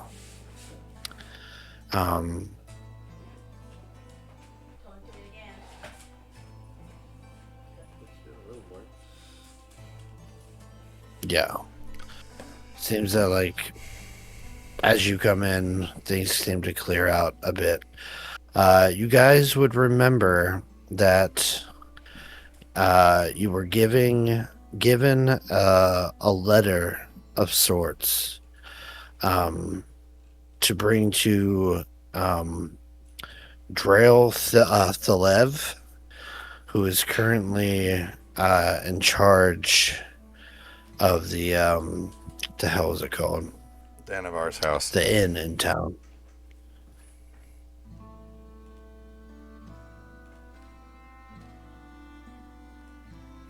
We have a name for the inn. You should. I took notes and it says Danavar's house, but I don't think that was right. I have it. It's a half-orc innkeeper, but I think I've got the name wrong. Yep. Nope. Danavar's house. Okay. Yay! I did a good thing. As Wynn is looking around for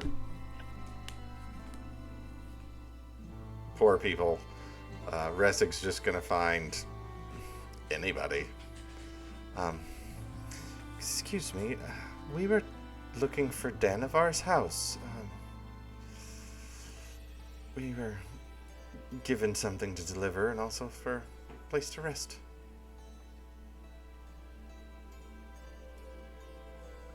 Oh, you see, if you're looking for Danavar's house, you take this path here, and they point off to the path here, Okay. to the northwest. Go down a couple of blocks and take a left. It's right at the corner, Well, thank you so much. just before you get to the trees. You're welcome. Wynn, leave those little boys alone. It's this way. When we'll go. It must be a really good city because no one here wants any food. This way? She kind of click as she starts to direct the horses that way. So, Everland is it's one of the North's most active mercantile communities. So it actually does pretty well. Those who those who don't have much do not have to go far to find work to get what they need. With the soldiers of the city's army being what they are, they feel really protected. The streets are clean and they're wide enough to accommodate large caravan vehicles. Everything is stately and well maintained. Each house has steeply pitched rooftops, and a lot of the larger buildings have tall spires that sport colorful banners. Give me history checks, everybody.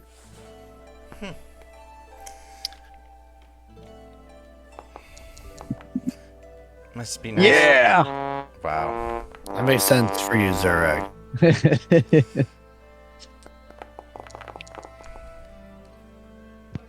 14 Fadley. 16 for Ressig. 6. Wow. I got the best. I'd have no reason to know shit about this place. I read it. Getting well, out the bad maybe. rules now. It's all right. I read it in a book somewhere. You might have heard in your travels, but Ressig and Adelaide would know that until recently, Everland was a member of the Lord's Alliance.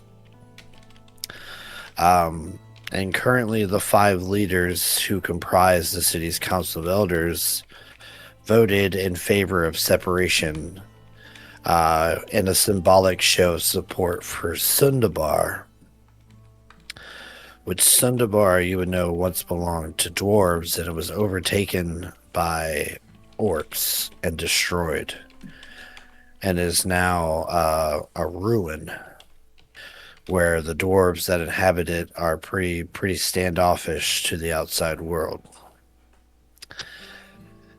Everland itself condemned the Alliance for its failure to come to Sundabar's aid during the War of the Silver Marches.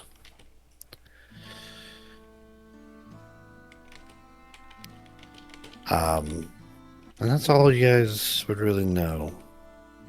It's just some general history. I did forget to ask, what year is this set in? 14 something DR. Okay.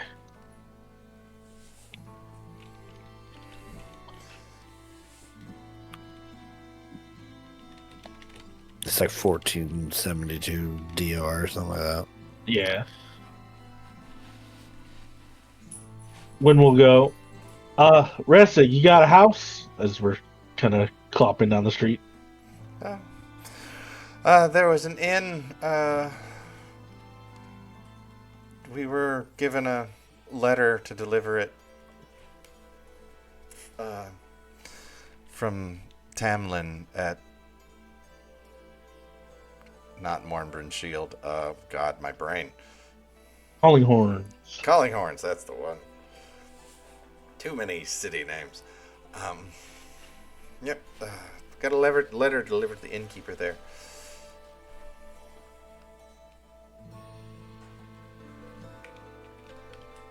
When we'll continue riding down the street looking for, I guess, Denivar's house? Yes. Hey, you guys make your way down the street, following the directions. You eventually find yourself outside Denivar's house.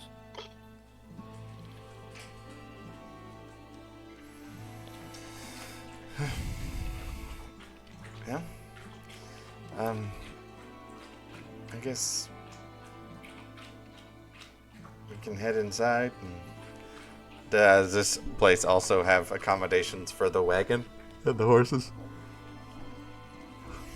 No, this one does not. In fact, as you guys approach this area, it doesn't look like this was always an inn.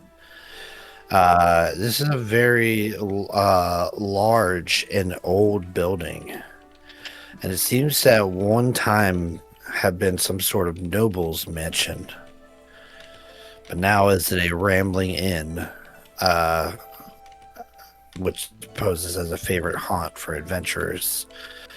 So as you approach, the rather quiet surroundings are a little bit disturbed by the raucous sound of patrons inside.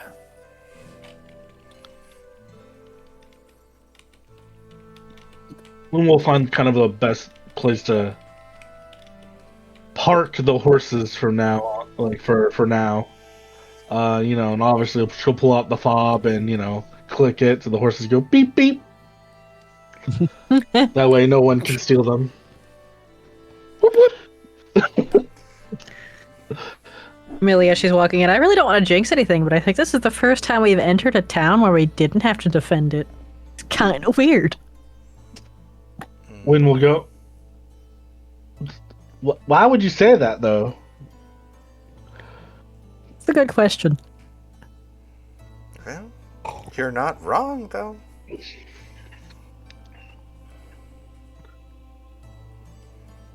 So, I'm betting giants attack, but, really I hope it's just like rats. Giant rats are easy to deal with. No rats in the bedrooms, though. I hope it's nothing. Them's good eating. Let's just hope for nothing. Manifest our evening. Good things.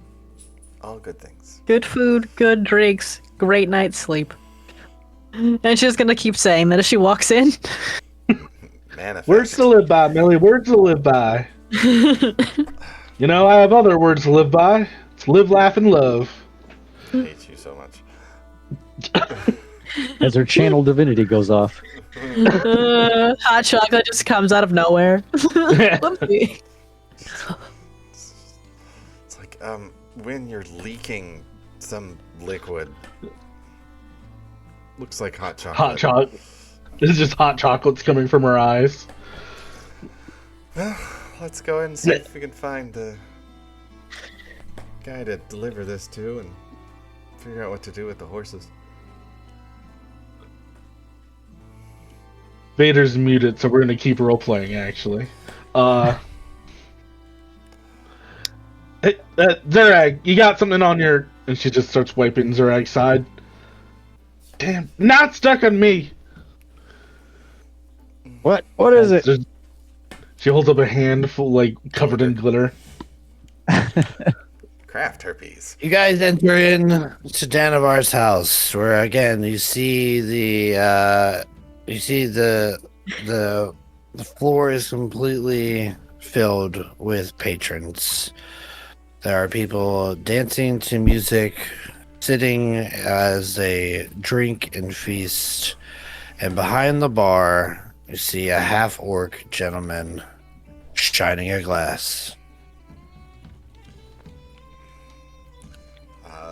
I will approach.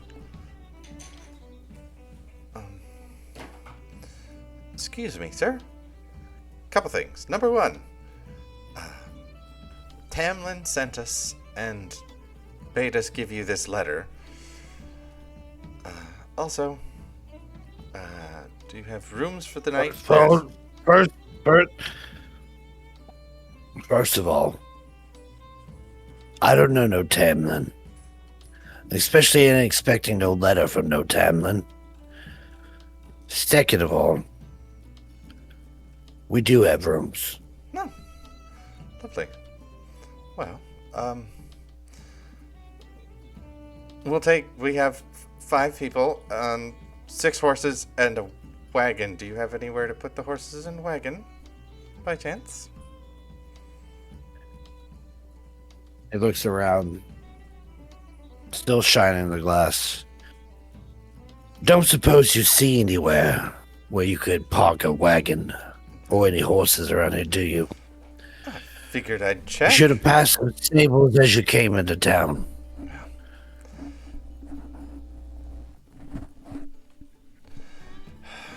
Well, I guess we can deal with that. Well, you say you don't know a Tamlin, but she sent me from Calling Horns up And I don't know what you're talking about, friend. Perhaps you got me mistaken with somebody else. Okay.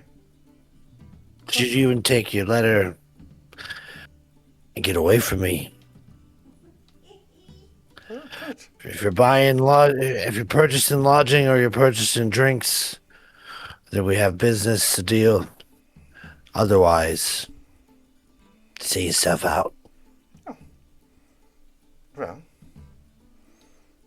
no need to be rude. We have coin to pay for rooms. Wynn has already turned and started walking towards the door. Well, I guess she's going to go deal with the horses. We'll take some rooms, some drinks, and some food if you got it.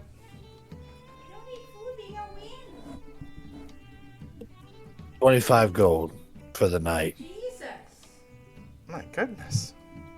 It'd be a resort or something. Having a massage? They have not asked you how many rooms. They have not asked you any How details. many people? I said Yeah. 5 people. And Oh. that's accommodations big enough for 5 people? We've got at least 2 rooms. I mean, we can't all fit in one. Oh, if you want 2 rooms, it's 50 gold. Better come with a massage. I'm pretty sure they can hear you through my microphone, by the way. Yep. Well, I'll take some drinks for now, and then we'll figure out the rooms. Let me go discuss this with my companions. How many drinks do you want? Enough for 5 people? 10 gold. Christ, fucking cartoon. Merc would be fighting this man right now. If you don't like the prices, you don't get a drink here. I guess 10 gold seems unreasonable, but here you go. This is what I get for trusting people. Said that you were a reasonable person.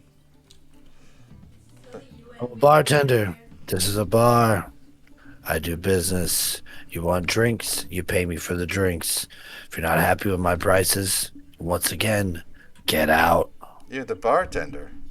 You're not the owner of this establishment.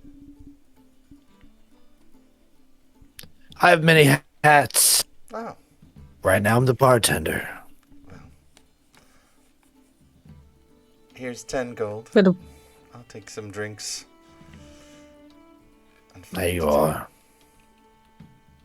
when Wynn would have walked out to take the carriage and the horses to the stable, Billy would have gone out with her so that they could walk back together. Safety in numbers.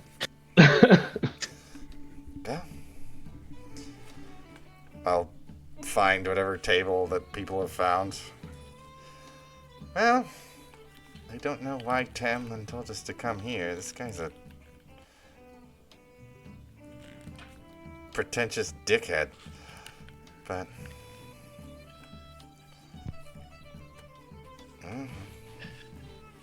that's all we got. Give me a perception check, Ressig. I can certainly try.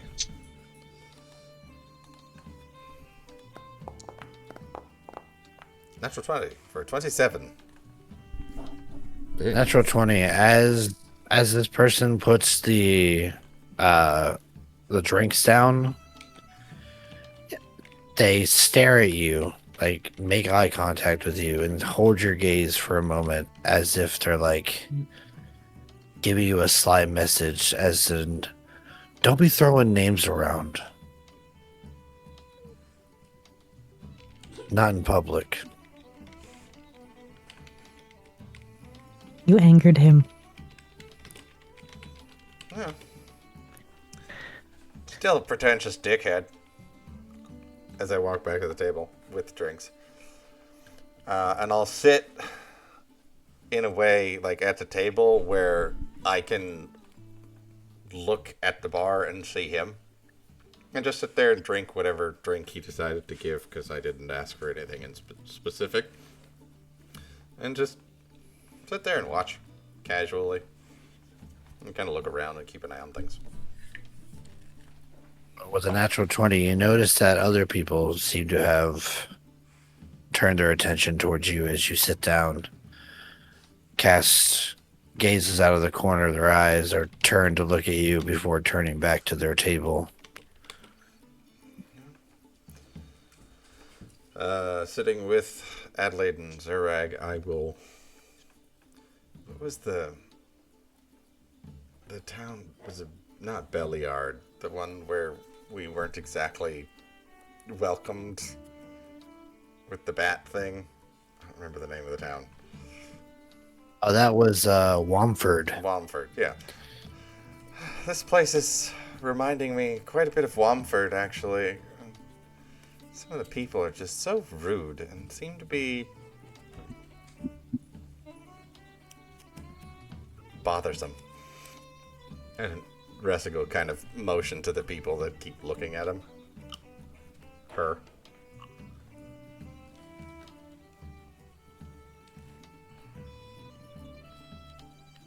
All right, as Millie and Wynn are going to store the carriage at the stables, please give me a perception check, both of you. Hopefully they remember to grab the dowsing rod.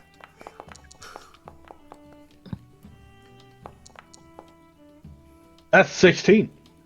21.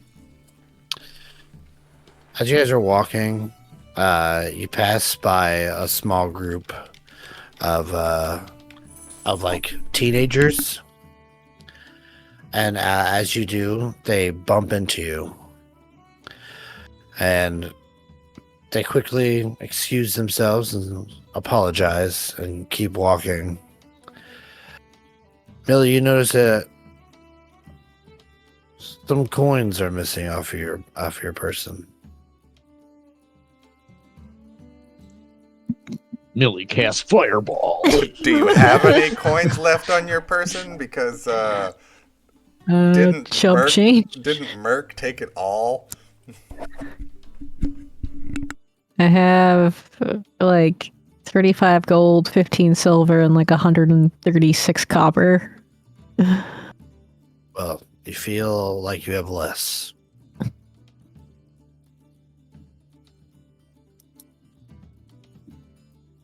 Millie will sigh and be like, been here before. All right.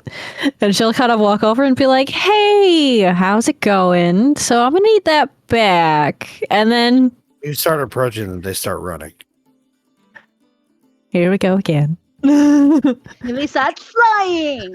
They say, cheese it! Jesus, it's the cops. Millie will You aim. see it, they run and then they all scatter. How far will they run before they start to scatter? Because They run about 30 feet and then scatter. I will ray of frost the ground. Nah, we got Okay. this. We just gotta cast this. Jesus Christ. Mother of I'm God! not looking to hurt people. I'm looking to slow them down. Just they fucking explode. What the hell? I saw you attacking. Imagine how funny it would be to cast haste and just book it. They turn around, they're like, oh! So they do scatter. Roll me a luck check. Both of us? Nope. Never been very good at this. 7. So I'm gonna roll something in private here. Okay. So as they scatter, they kind of go in 5 separate ways, and you cast Ray of Frost, And as you do, it forms underneath one of their feet, and they slide, and they can't stop. And you see, and they're like, whoa, whoa, whoa, and they slide into a bunch of refuse bins, flipping head over heels into like a wooden barrel. Millie will casually walk forward and, like, with the finger that she aimed and did the frost, just like blow over top of it, like.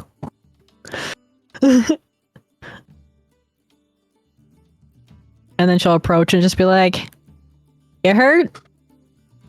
Do you need help? I don't recommend stealing from people." I didn't take anything. Someone did. Do you want to help me It find your wasn't buddy? me. I Well, don't which have one any of your- buddies. I was by myself. You just attacked me. I should I get the didn't- guards. I didn't attack anybody. You slipped and fell on some ice. It's You pretty ca- cold out. You cast a spell at me. We all saw it.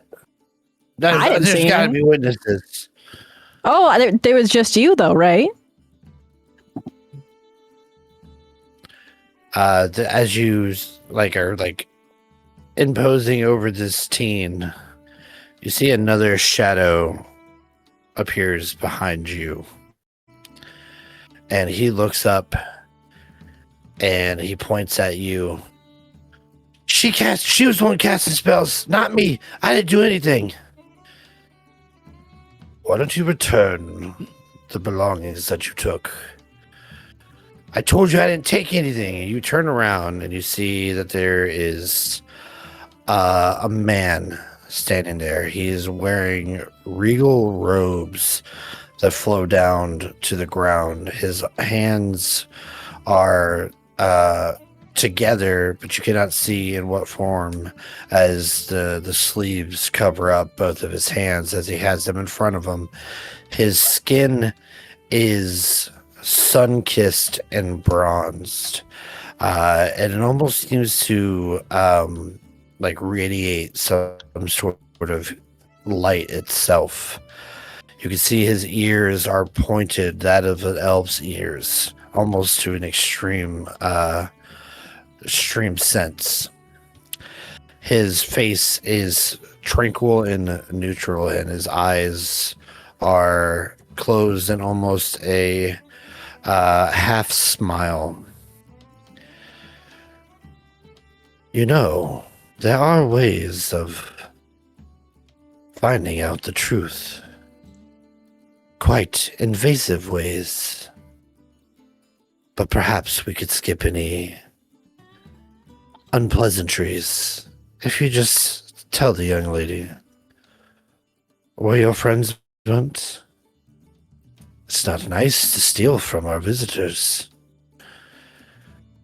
And you see just from underneath closed eyelids, you almost see a flash, and you can tell that he has cast a spell. And the teen looks up and almost snaps. He's like, "Yeah, you're right. We shouldn't steal from visitors. They probably went back to the hideout. I can get your money for you. I'm sorry." Well, why don't you go do that right now? And I'll have a nice conversation with our friend here about wantingly casting magic in our streets. You see the teen stands up and kind of just nods and looks at you like, "I'll be right back, I promise." And he turns around and rushes. If he was on the ground still, Millie would help him up with cure wounds in her hand, and just if he's just sore from falling and slipping, she just take care of that. You cast cure wounds, even though he does not need any healing, but It's just I feel guilty for making him fall, but he was dumb for doing it in the first place. Kind of a rebuttal. Yeah. You see, there's a little bruise on his forehead where a knot was starting to form, and your cure wounds reduces that. And as he rushes off, the man standing behind you. I see you are quite adept at magic. Do you come to seek audience at the tower? I'm not opposed to checking it out. It's a really pretty tower. And she'll rustle around in her pocket and pull out a little shard of the Nightstone that she had picked up off the ground when they were back in Nightstone and be like, it kind of reminds me of this. And she'll kind of like have it sheen a little. He pulls his hands apart, and you can see these like golden, long-digited hands hold out. He's like, "May I?" She'll hand it over. Yeah. He looks it She'll over. say, I picked that up at Nightstone, actually. One of the first places I visited on my journey here. The stone itself actually got taken, but there were some shards left on the ground, and I thought, they look pretty cool, so I thought I'd take some. Yeah, again, like you can't see his eyes. Like it's like his eyes are closed, but you can almost see like the flash of light come from underneath his lids as he's staring down at this piece. I see. The Nightstone. Seems this piece has lost all of its magical energy. Perhaps with some focus, though, it could be restored. It's a nice souvenir, at the very least. It's kind of my thoughts. Forgive me. I have failed to introduce myself. My name is Veril Ruhiden. Who might you be? Extend her hand. I'm Millie Alexo. Nice to meet you, and thank you for your help. Sorry, I wasn't super aware of all of the rules about magic in the town. I didn't really think anything of it. I figured as long as no one got hurt. That is a good mantra to keep, but usually in areas of civilization, we like to keep magic to a minimum. At least that of which could cause harm to others. It was a very well-aimed Ray of Frost spell. Thank you. We've been out and about quite a bit. Comes in handy. I see. You do seem well-traveled. Where do you come from? Well, I don't remember the exact town she came from. I think it was somewhere near Thunder Tree, but I don't remember the town name. How sad. Or something like that. Don't Got remember your own town. home.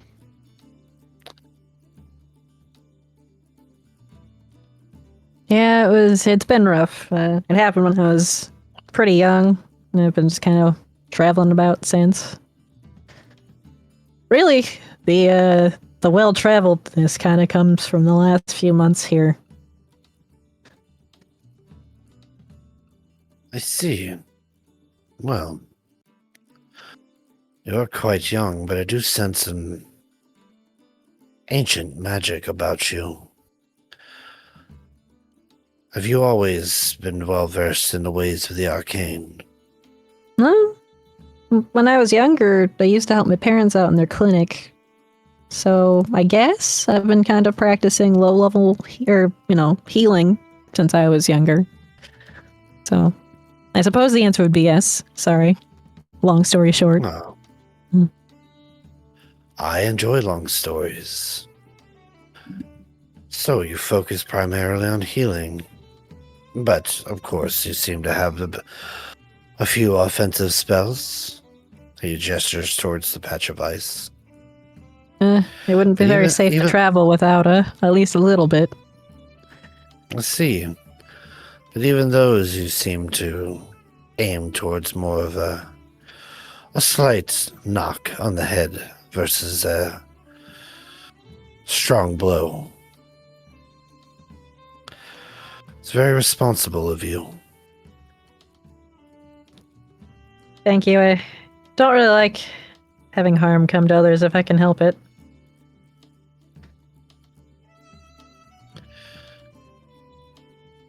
Well, I believe that the Moongleam Tower would be interested in you visiting its halls. At least its denizens might be interested in getting to know you. Healing magic, especially one who specializes in it, it's very valuable. Who knows? You might make a important connection.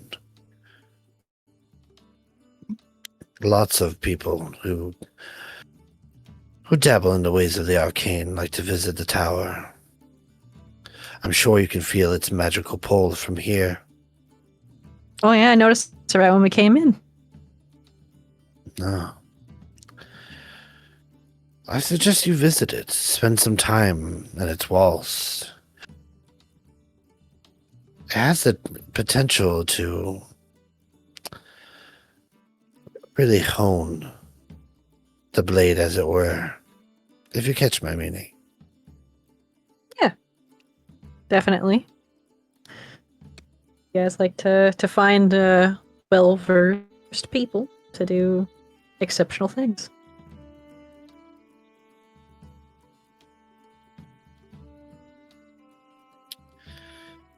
If you make your way over there, let them know that High Sorcerer Vero Ruiden has given you a recommendation of sorts. Well, thank you. I recognize talent when I see it. I no doubt think that you would strive amongst those who visited the tower. Millie will kind of like chuckle a little bit. At least some good came out of a bad situation. The situation looks like it's about to repair itself. And he turns and he sees the young man coming down, and he's got a small pouch with your coin in it. He hands it to you, and Varil says, "Now apologize to the lady again. I'm sorry. And are you going to steal ever again?" "No." "Well, if she's done with you," and he looks over at you, Millie will nod and say yeah, and then she'll kind of gesture to Wynn and ask her if she has any cookies left. Wynn's kind of just like sitting there just watching this whole thing. She figured this guy was more here for Millie than her. She'll kind of rummage around in a pocket, pull a little bag. There's like a little stitched heart in it. She goes, "I actually have a bag of cookies." I feel like good deeds should go rewarded. Keep this in mind, kid. Next time you're in one of these situations, it's better to do good than it is to do something that isn't kindly looked upon. he blushes and kind of looks aside at the bag of cookies. And he says, well, thanks. Sorry again. See ya." And he begins to rush off. "I do apologize. I did not know the two of you were together. Hello, I'm High Sorcerer Variel Ruiden." He extends a hand towards you, Wynn. Wynn will reach out and shake his hand. She'll go, "I figured you here for the young sorceress." Well, I sensed magic being cast over this way. So I made my way over here. I sense a bit of the divine coming off of you. Whom do you serve? Yeah, Wynn's a very talented cleric. When we'll go. I mostly keep to, Ilmater, but I also, place some faith in all the members of the I'm gonna try to pronounce the name. Trimitive? I can never pronounce it. Bleh. The triad of guys. It's like the triumvirate or something. The triumvirate. Yeah, it's Tyr, Ilmater, and there's another one. It's all three of them are together. Well, now we need to look that up.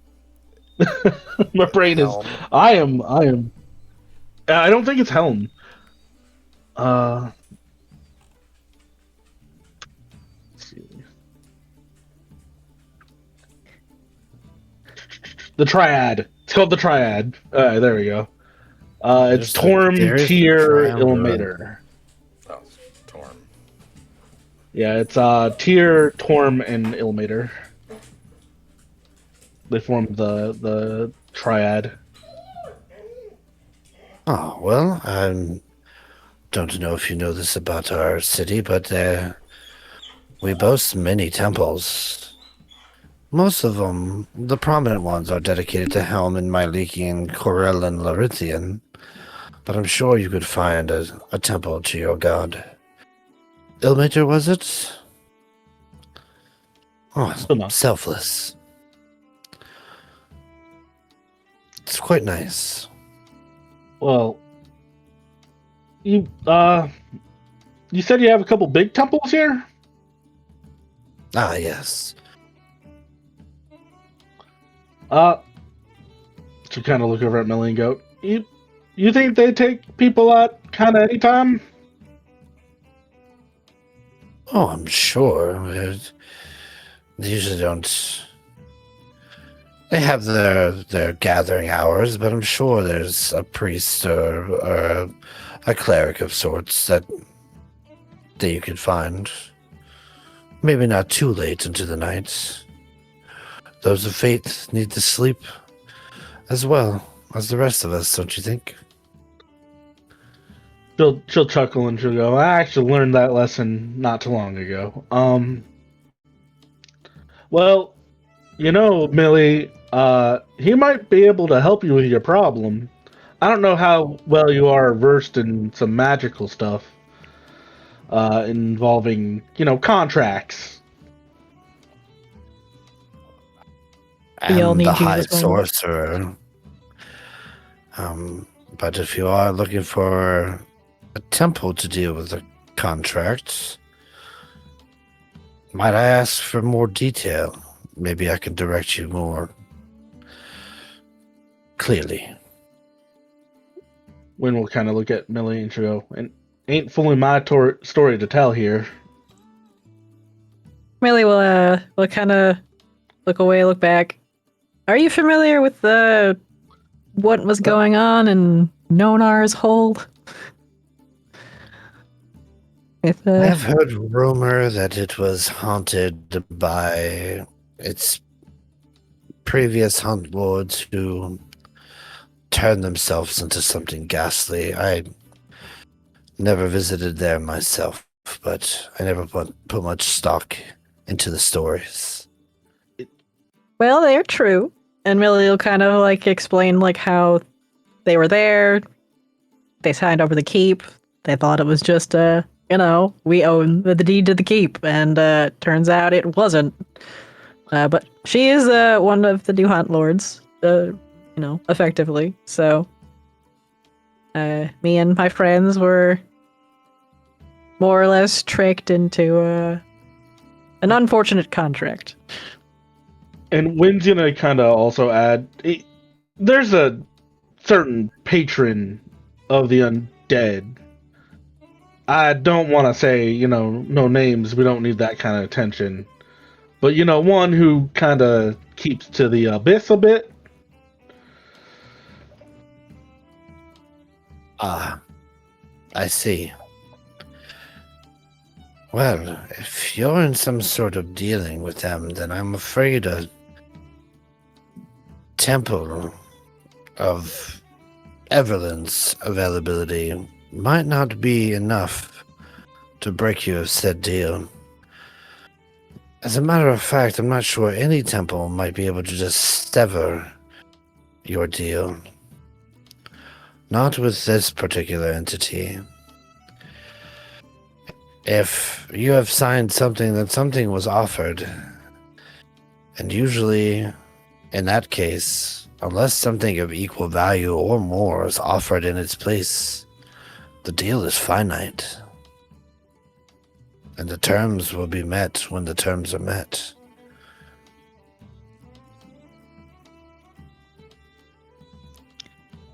Wasn't really hoping to hear that.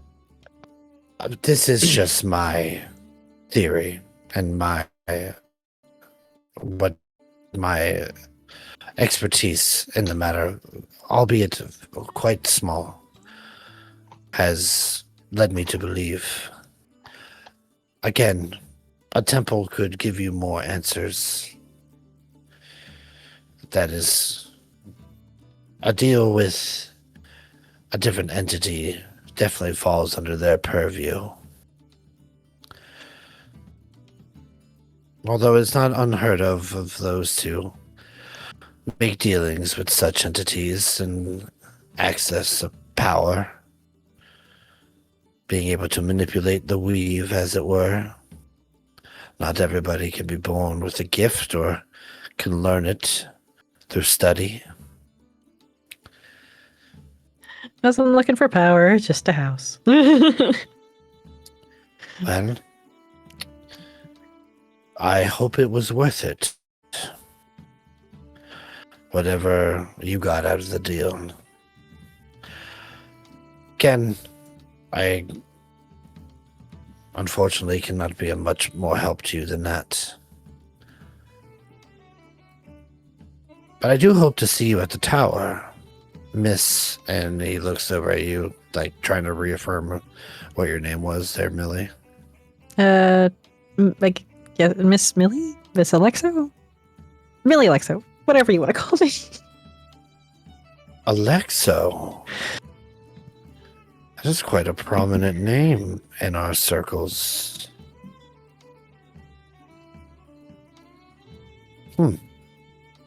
Really?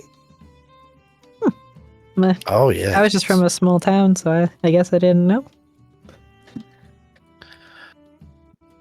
Well, perhaps you should visit Silvery Moon. It's quite a extensive library on ancient subjects, of which your last name appears. Actually, we were on our way there. That's we're just kind of stopping in here for the night to rest up. But I definitely will come and visit the tower. I'm actually incredibly excited about that.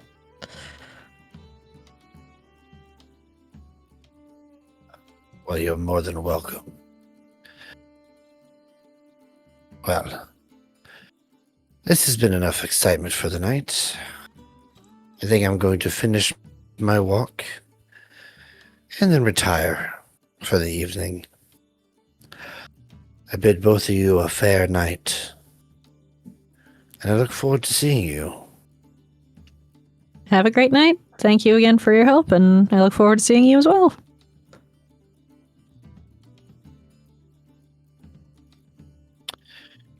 He slightly bows, puts his hands back together, and just strolls away.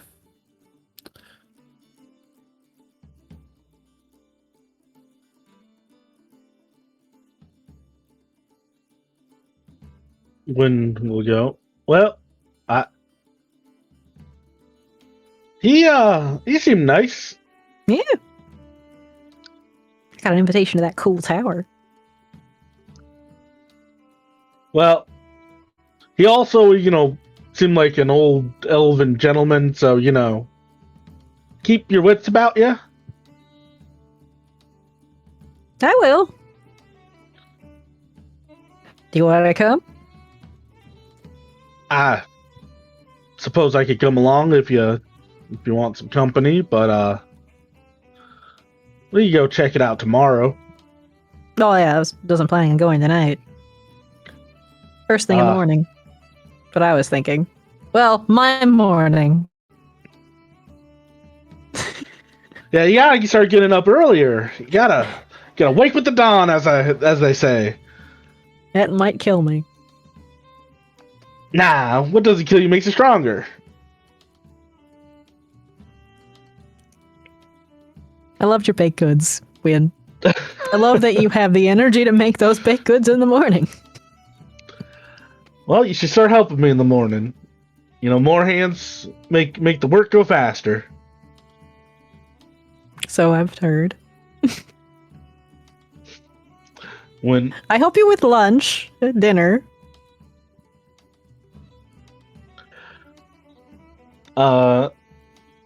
Wait, say that again. I help you with lunch and dinner. When we'll go, and I appreciate it.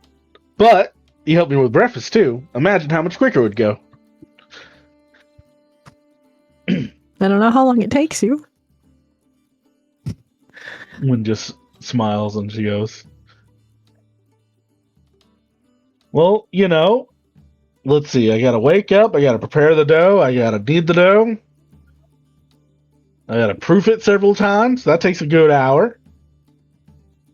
But usually I wake up about 5 a.m. and I have breakfast on the table about, 7 or 8. Especially if they cook for Zurag, because that requires me to get some meat. Usually it's gotta skin the animal, gotta gut it, gotta do all those, and she just keeps describing like ways of cooking as they're Really, walking we'll be back like, to could we do any of that prep the night before?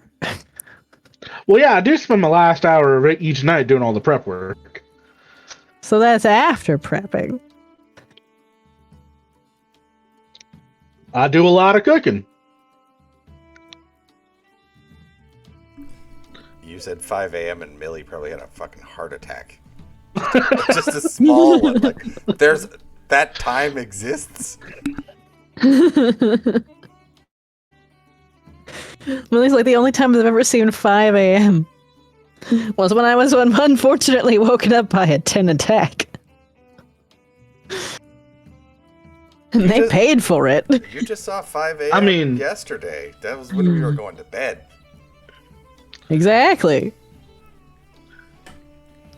Well, imagine, you're whisking up some whipped cream for a cake, and you get attacked by like a troll or something. I've had a pot in my hand while stirring while dodging troll vomit. It's not real pleasant. It's oddly specific.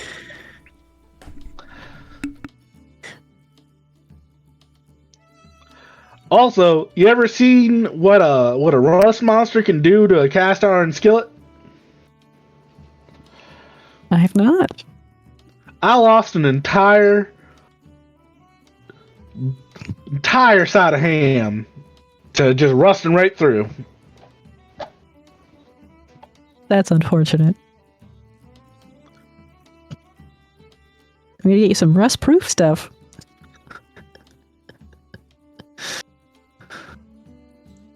Well, I ain't an elf. I don't, just cook things in wood somehow. You gotta have good metal. They wrap things in leaves and they put it in the ground. It's weird.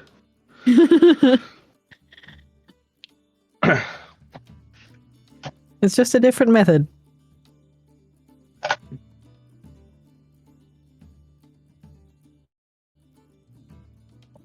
Nah, something ain't right about that. These elves and their salads.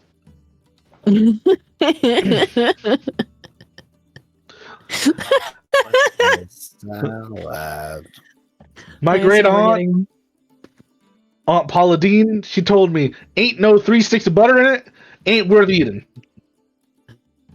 If it doesn't give you a heart attack, don't try. So, like most of my great aunts, she only really made it to like 35. So, God.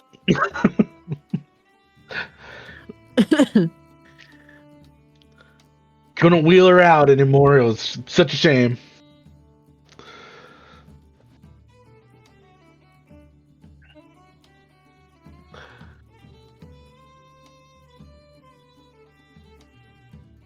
We had the inn yet. While all that is happening and you guys are on your way back, we'll go back over to the people at the inn if they are doing anything specific. Oh, Ressig's just sitting here staring this guy down. Not staring him down. I just sat in a way where I can look over there casual, like I don't have to turn around to look. Because I saw him kind of give me a shady signal, and I'm just keeping an eye out for more shady signals.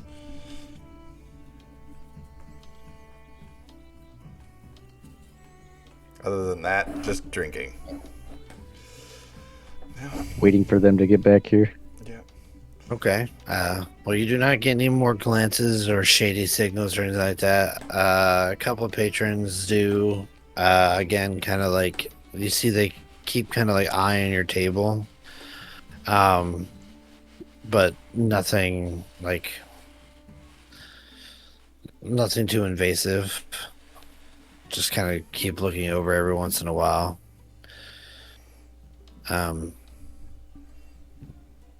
And eventually, Millie and Wynn come into the bar. The more people that stare at Ressig, she's just gonna look around and like find the most random one that looks at her to just wink at him. I do it to about like 17 other people at random. Okay.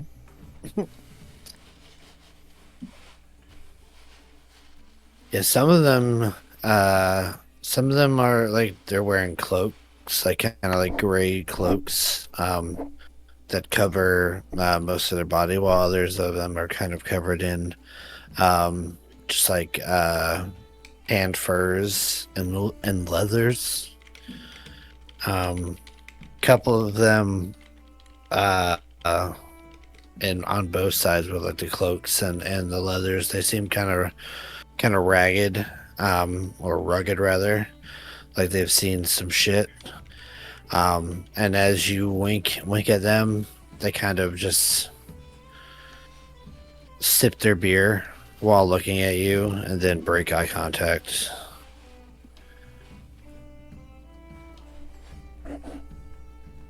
I'm gonna enter, kind of locate the group.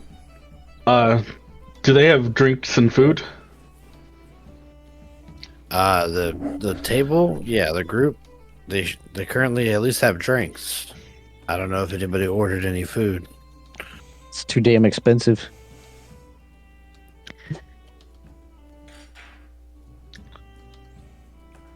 When we'll not head over to the table immediately, she's gonna head to the bar. She's gonna like look at the stool, sigh, scale the stool like a small ladder, stand Lily up will on top follow. of it so she can make it, at least somewhat look at the bartender in the eye.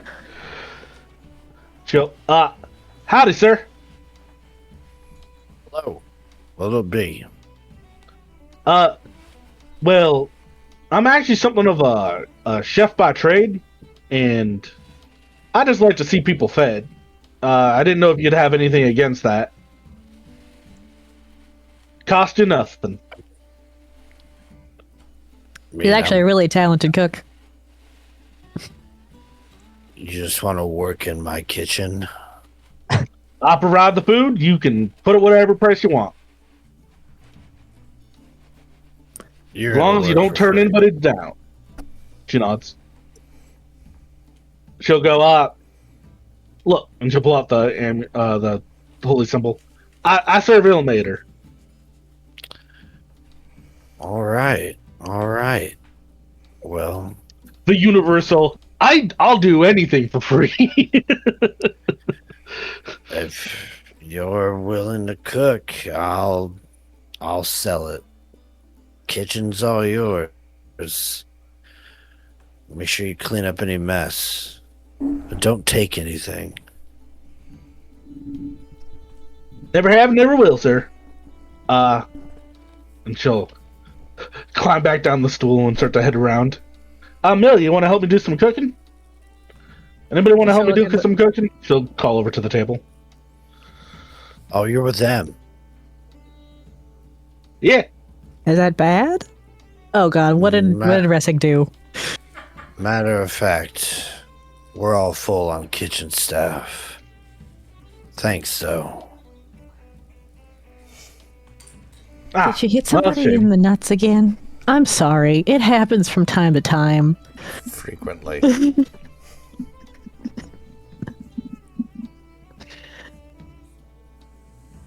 Are you guys gonna buy drinks, or are you just gonna sit here at my bar? You're taking up space. What do you got on tap? Ale.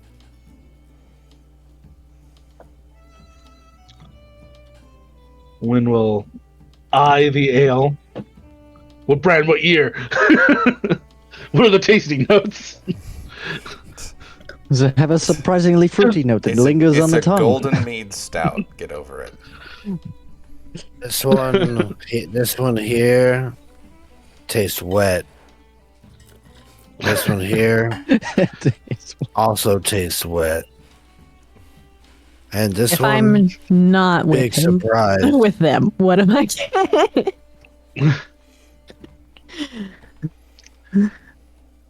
Are you with When them? will I mean, I saw him when I came in. But you're with this one, who's obviously with them. She hands out bread. I'll do anything for food. I'm very food motivated. Give me a persuasion check.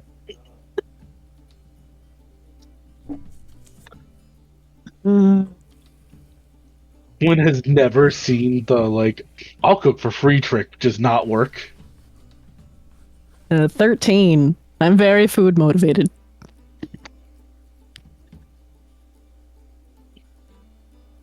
Yeah.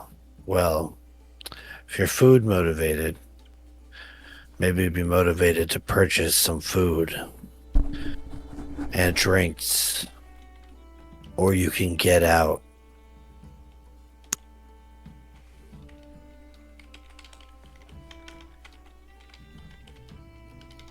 You had to go and tell out of character. You had to go and tell him we were with them. That was the whole point of leaving.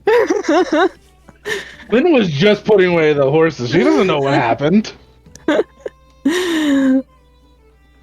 When we'll just go.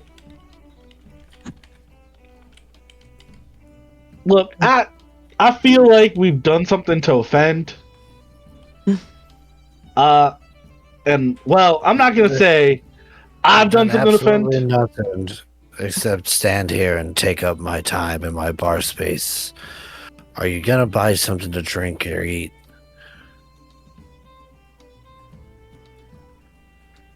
When we'll go. Well, where's your menu? He points towards a menu behind him that says ale, and it says Food. Wynn will nod and she'll go, I'm gonna go consult the tape. And she just gets off and leaves. Wynn is going to just approach and go, okay, someone pissed in his cereal. Who did it? She's just saying to the table. Well, We don't even know what happened. apparently, I was sent up here to talk to the guy, and the guy doesn't want to talk and seems to be charging a lot for everything. Yeah, he's telling you to get out then, or we did something. I didn't do anything. I just followed instructions I was given by somebody Well, from down that way. What was the exact instruction? I'll lower my voice and try and remain as nonchalant as possible. She gave me this letter to give to him, but he seems to not know, or claims not to know, who the person is. So, but when I walked away, he gave me a funny look, and I think I made a mistake and said a name when I wasn't supposed to say a name, but she didn't say not to mention her name. So I don't know. So now When we'll go. Can I see the letter? it's sealed, I'm assuming. Yep. Okay. It's sealed. So Yeah. here. When we'll just like kind of look at the envelope and go. You mind if I try something? You could certainly try, but it hasn't gotten us very well. It hasn't gotten much for us this far, so. When we'll just try and go. I mean, there's other places to go, but we could always try this. And she'll just walk back over, climb up the stool. One drink, please. And she's gonna put the money for the drink down on top of the goddamn letter.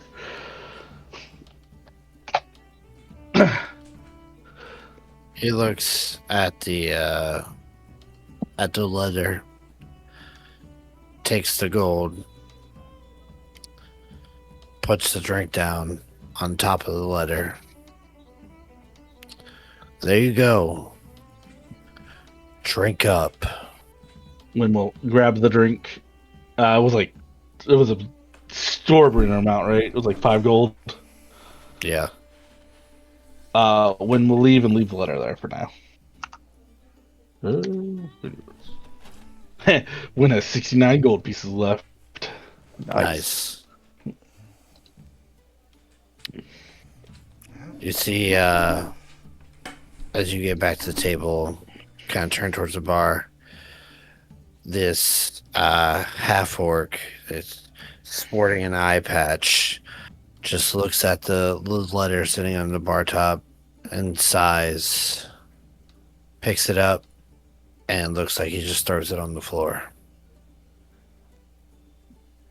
Goes back to shining a glass. A man goes up and begins talking with him, and you see there's like a hush conversation between the two, in which the facial expressions from this half-orc do not ever leave unamused and annoyed. And eventually you see this man, after about 5 minutes, stands up rather like quickly, scooting the bar stool out from underneath him, and stomps out, casting one look at your table before leaving the establishment. I don't think that helped, Win. When we'll shrug and go. I mean, to be fair, I wasn't there when the instruction was given, and also, I ain't an underworld type. I'm literally the opposite of an underworld type.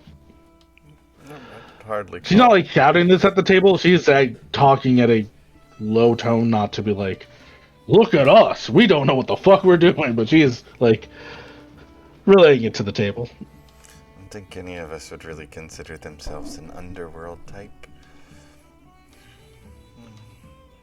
I need another drink. And We're gonna run out of gold pretty quick if we do that here. yeah. I'm gonna walk. You just see Adelaide. So what she's been doing with her drink is like just taking the glass or whatever it's in it, the mug, and she's like dipping her tongue in it and like, oh, this is so good. This is so, and then she like hands it to Resik. Here, I mean, I haven't drank at all. I've been like savoring this because it's 5 gold, and I give it to Resik.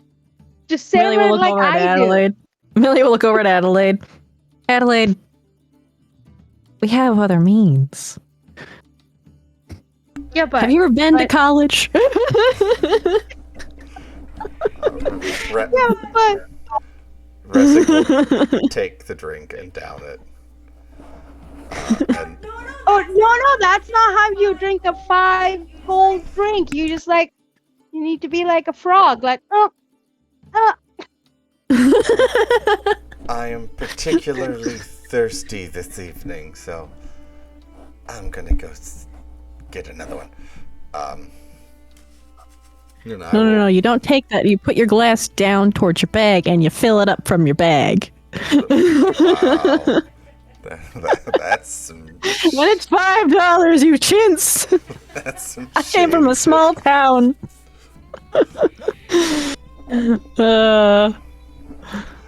I am going to, after chugging down that one, I'm going to make it look like I am more drunk than I actually am. And quote unquote stagger up to the bar for another one.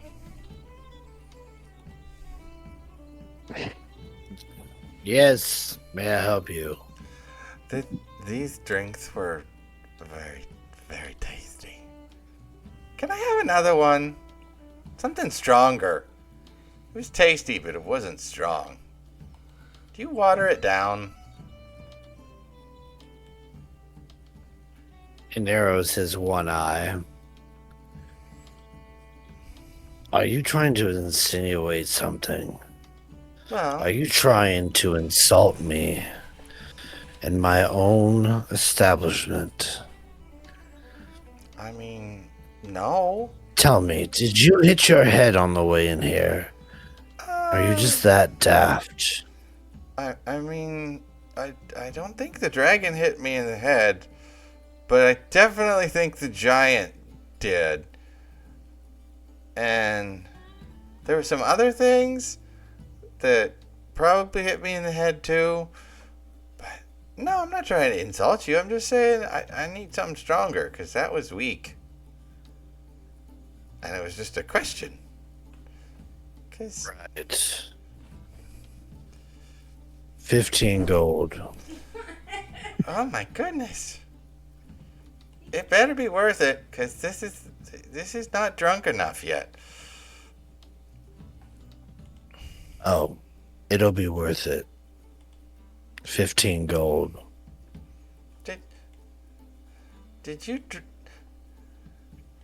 Did my friend bring you something? Because I lost something. I can't find it. Are you gonna pay for your drink? Or are you gonna stand here at my bar all day bugging me? I'm just trying to make polite conversation. You don't need to be rude. Like I came in here and punched you in the face or something. I've never seen you before. The only conversation that we should be having is you telling me you want a drink, me telling you the price of said drink, you handing me that money, and me handing you the drink, and you returning back to your table. I mean, yeah, but if you were nicer, you might get a tip. Besides, don't be grumpy. Here's some money. Trust me, I'm getting a tip. Yeah. 15 gold. Here you go. Thanks. Here you go. Now, in case you don't know, you take this back to your chair, and you don't come up here again unless you want to buy another one. Okay. Chaos or not to chaos? What chaos are you gonna do? Chaos or not to chaos? I'm going to... You just do a luck roll. Yay! Leave it up to karma. High for chaos. Low for not chaos. Oh. Ooh. Okay. And that's when you say fuck the die and you throw the drink in his face anyways. I mean, No. you gotta choose your route. I was gonna set the bar on fire. Manifest your roles. I was actually gonna set the bar on fire, but I won't do that. I will continue to stagger through the crowd, and if there's still some of those guys who are glaring at me, I will certainly bump into every single one of their chairs, even if I have to take a very not straight route to get back. And I'm gonna at least try and kick the legs off of one of the chairs very hard so they fall. Give you a perception check. Did good with this one last time.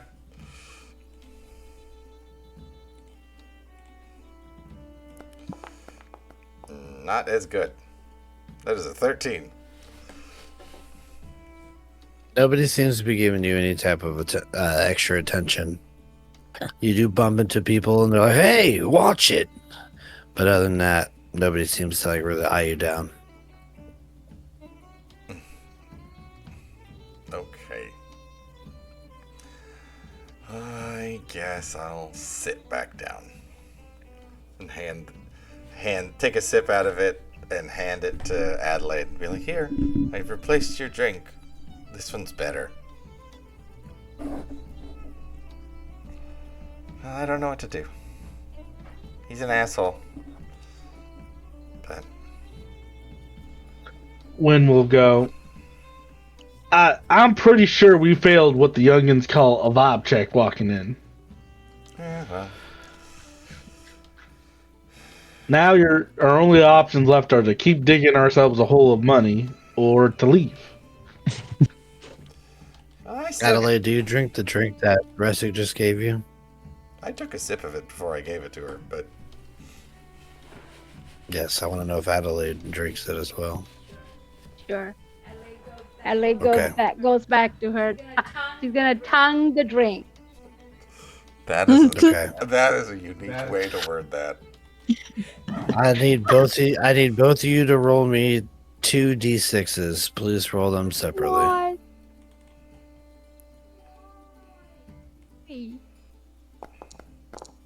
7 for me. You said well- separately. On a D6? One Yeah. four. Oh, each person. Well, you said roll 2d6. Yes, but roll them separately, Oh. So a which 1. is fine. I'll take your 1 and 6. 4 and a 6. Okay, so Resig, as you sip this drink, your strength score goes down to 1. God Your damn! charisma score jumps up to 30. Wait, so the raw score goes down to 1? Yep. Adelaide, your let's see. Your I have to look at your fucking character sheet for a moment. It would be your intelligence goes down to 1 and your charisma goes up to 30. Can you even talk with an intelligence of 1? You're capable. Not of- coherently, but very Okay. prettily. Capable of speech. And I mean, if my strength goes down to 1, I'm like, the shit I'm carrying is enough to put me on the floor. Crumples. Just Crumple. crumbles. When is gonna sit there? Is this visible that there's like changes going over them? 100%. Yeah, you just watch fucking wrestling lose all type of muscle definition. It just crumbles under the weight of what they're carrying. You watch Adelaide visibly become dumber. But you know what? He's literally. They look this is great the doing best it. way to drink. Have you ever seen? This is the best way to drink a drink. Just channel your inner Nixie. And she just keeps staring at the drink while her tongue in the thing. When is just gonna like put both hands up to her face, rub her face.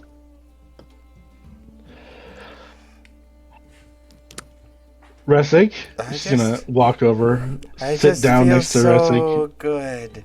I just don't feel like I can move anywhere. I'm gonna, hun, I'm gonna let you in on a secret. You never fuck with the people who prepare your food. You never piss them off.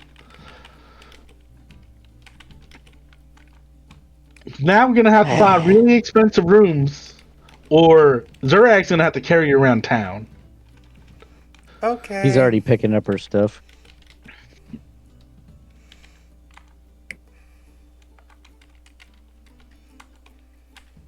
Millie's gonna kind of like talk a little bit hushed. So now the real question becomes, do we talk to him about this or do we just leave? Because I'm not gonna lie to you, I don't really feel like getting extorted anymore. That drink was yummy, though. Can we get another one? It was so good. I think you The funny thing is Wynn's the only one in the party who could have no-sold that drink. One of my abilities just turns off drunkenness. I mean, both of us are resistant to poison, so... When is this gonna... Resic is just laying, like, head on the table, sitting in the chair, but head, like, sideways on the table. Because it's... Her head's too heavy. It's just too much. But fully coherent. Just can't hold their body up. If it makes you feel better, you're positive glowing. Oh, thank you.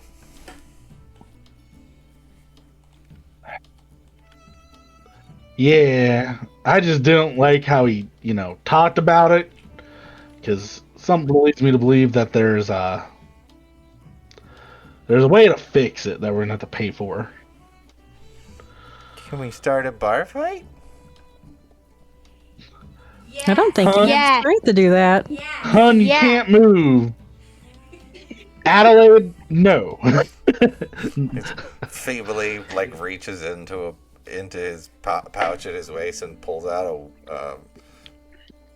the horn and just starts playing a tune with her face on the side of the table. Just playing.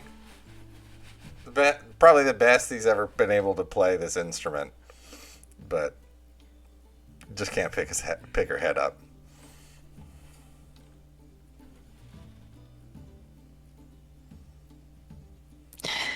Winda's gonna walk over to the bar. Wait, Shit. I would like to come with you.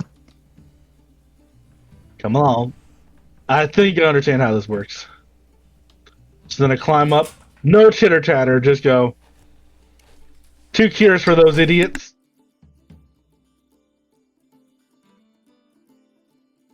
What are you talking about? Nah. Fuck. When will gesture over? You have any hangover medicine for them for your drink you gave them? No. But I do have rooms they can sleep it off in. 75 gold.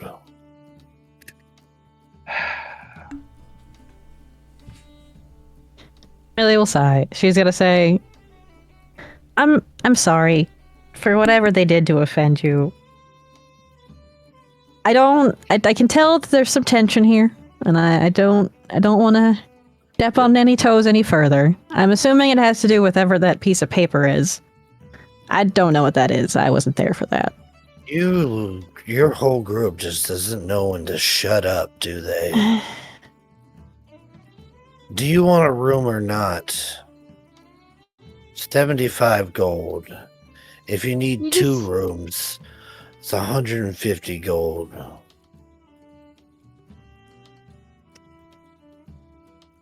So I guess Adelaide can't speak. Is that right or what? Yeah, your intelligence is 1.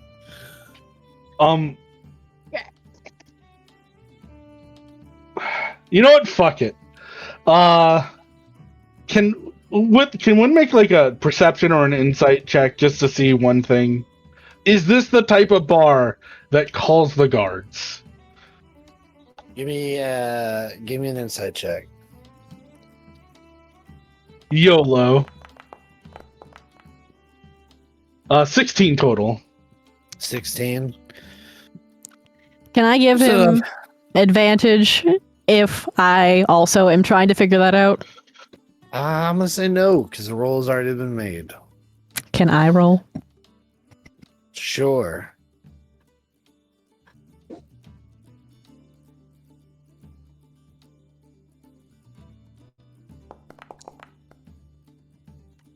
Win, it's on you, man. When did roll terrible? No, you didn't. There's a lot of like raucous bar patrons here. That look like they can hold their own. This may be a bar that calls the guard. It's maybe the type of bar that lets the patrons handle those who get out of sorts.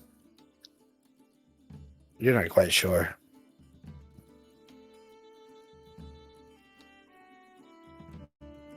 When is like debating just whistling Zurag over? Millie's already walking back to the table. She's like, if I stay up here, I will say something I'm going to regret. Why don't you take my suggestion here, friend? Get a room and sleep it off. Maybe you've had one too many. You're not really making the best decisions, it seems. Tell you what, because I'm so worried about your well-being, I'll give you the rooms for 50 gold apiece.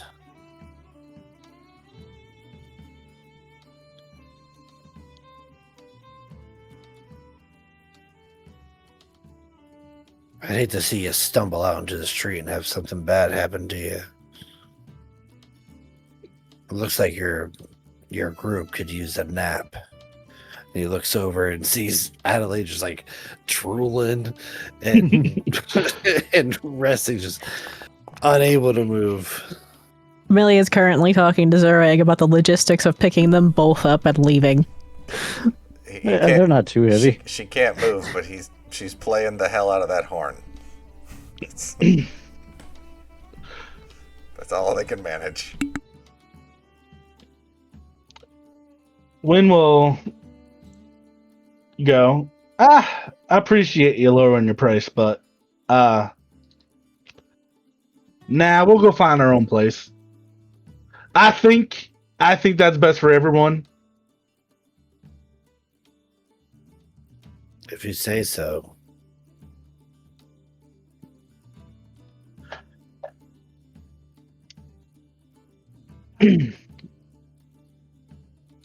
Yeah, Win will give him a nod and go,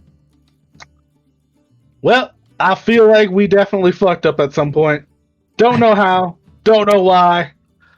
We'll try again never. And then she hops off the chair. Like I said, maybe it's just something you need to sleep the night off in. When will just go. the room.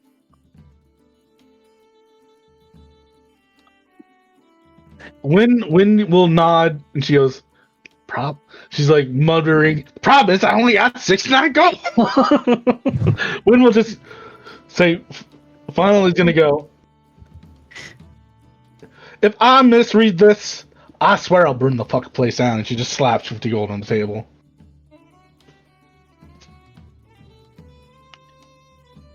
Takes care of one room. Well, I only had the 69 gold, so yeah, they get it from somebody else. Your group's right over there. If not, cram into one room. I don't care. When we'll go, we're cramming in one room. here you go. Tosses you a key. Much appreciated. When You will get some rest. is already heading towards the stairs with the key. So, Zurag, you got them? Yeah, Adelaide, God. his shirt's not for Eden. You paid for a room? When we'll go, yeah. I can maybe understand some subtlety.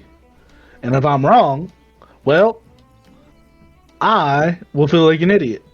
But hopefully they'll be better in the morning. We could just fucking leave.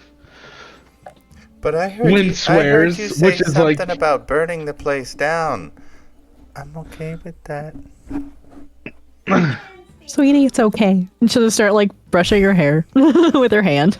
Like just kind of playing with it, like you're okay. Calm down. how shitty is the room? Are you guys all going up into the... Yeah. I guess. We stay down here any longer, there's gonna either be more people poisoned by the super drink, or A bar Or fight a with bar a negative fight. 5. It's okay. I'll just sit there. you I'll guys- pop Hill Ruin, and people could beat the shit out of me, and it's gonna take a long time to go down. You guys retire to the room, all of you. And you find that the room's not bad at all. Oh. It's got 2 full-size beds in it, as well as like a sofa of sorts, as well as like accommodations like a wash basin and stuff like that. Cable TV. Hell yeah. HBO. We don't even have to mess with the bunny ears here.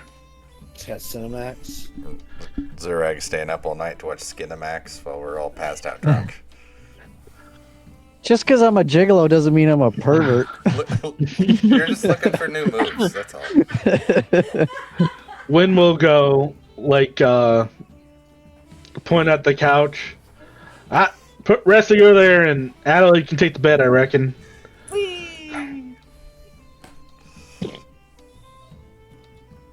Wynn is going to walk over, check vitals, is what we're going to call this.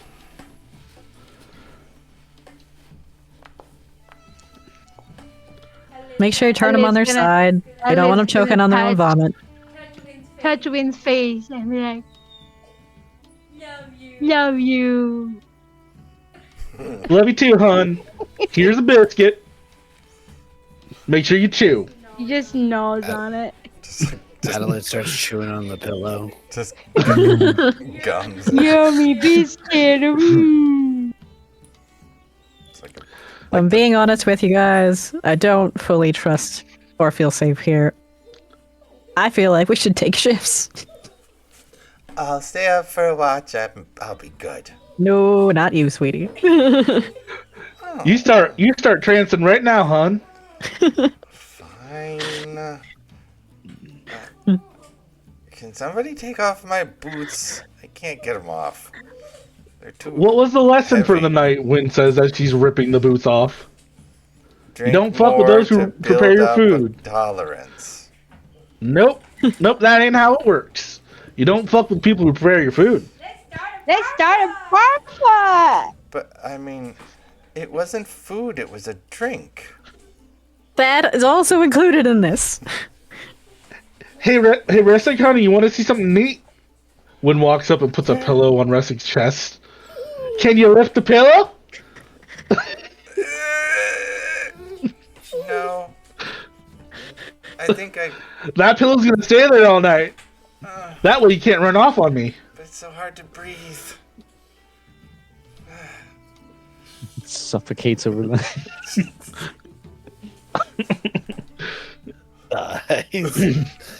From having a pillow laid on him. It's like setting your Mjolnir on her chest, but it's actually a fucking pillow. Just stay. Okay. I guess I'll sleep. When is going to like grab a, just go through her bag. She pulls out a couple like items. She makes a little like the little spinning carousel, like a baby carousel, and she just hangs it over the bed for Adelaide. Look right up, hun. Ain't that pretty? Stare at it for a while. Just some cooking utensils on a wheel. Yeah, it's like little like a fucking spoon, just spinning. Zurag sitting there singing. If we just tuck him in properly, I don't think she'll know how to get out. Swaddle her. We got this. You just see Adelaide with one of her feet, like in her mouth, like a baby. It's God, she's flexible. No, see, the thing is, she ain't flexible. She's drunk. She's actually gonna feel that tomorrow. Why do my hips hurt so much? Don't ask. I woke up from being drunk going, what the fuck did I do? And someone's like, yeah, you did jumping jacks for 15 minutes. And I'm like, why? Yeah. Why?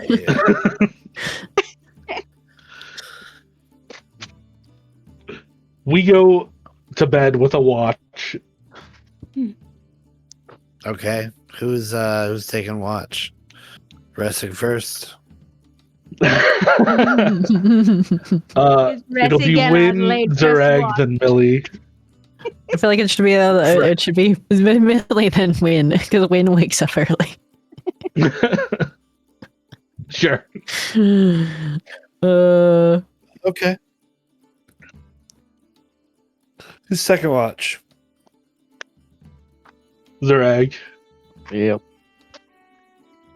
Alright, so Millie would be third. Millie will be So that's- first. Win will be last. Because Win wakes up early Okay. anyways. Okay. Alright. So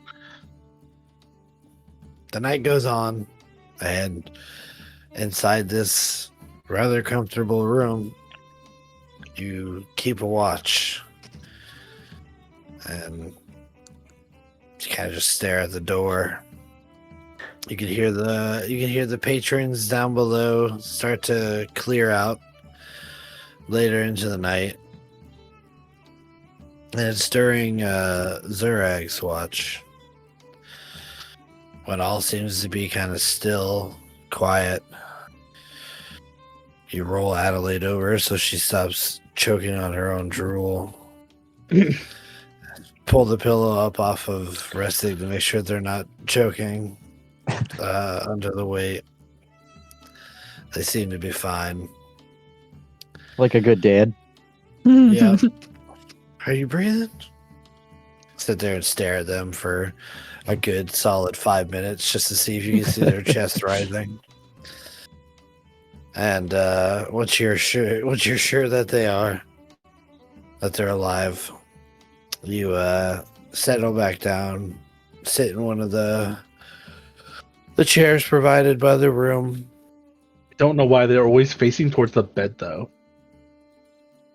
Yeah, weird.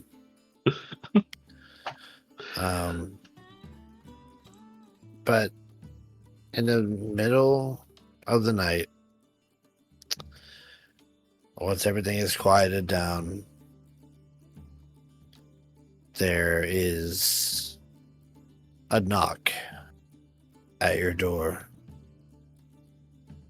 And then you hear the latch unlock and the door begin to open. Oh boy. In steps the one-eyed half-orc. Steps in, looks out at the hall both ways, and shuts the door.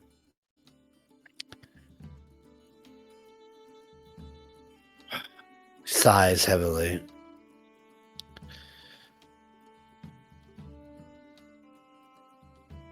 Do you guys know about how much trouble you almost caused tonight? You can't just go into places throwing names around. This place is being watched. by the Harpers and the Zentarum. So good job. And he locks the door, grabs a chair, sits down, and prepares to have a chat with you. And I we assume end Millie would have tonight's woken session- up by this. Yeah, if he would just, Zureg would just quietly kind of wake everybody up.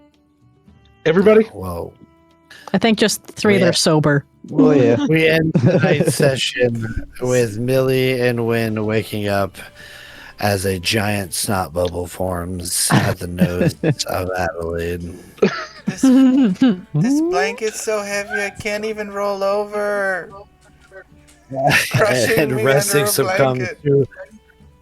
to a weighted blanket, which is really just a sheet. Just Well, that is where we will end tonight. Thank you, everybody. Thank you, players.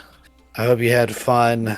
We will find out what this nice half-orcish man has to say to you guys when we play again next Sunday. I hope everybody has a great night and a great week. I am Vader the Mad, your humble DM. Grab your shots, roll your d6s, and let's go on a raid. okay. And we'll see you next time. See you soon. Thanks for watching. Night. Walking.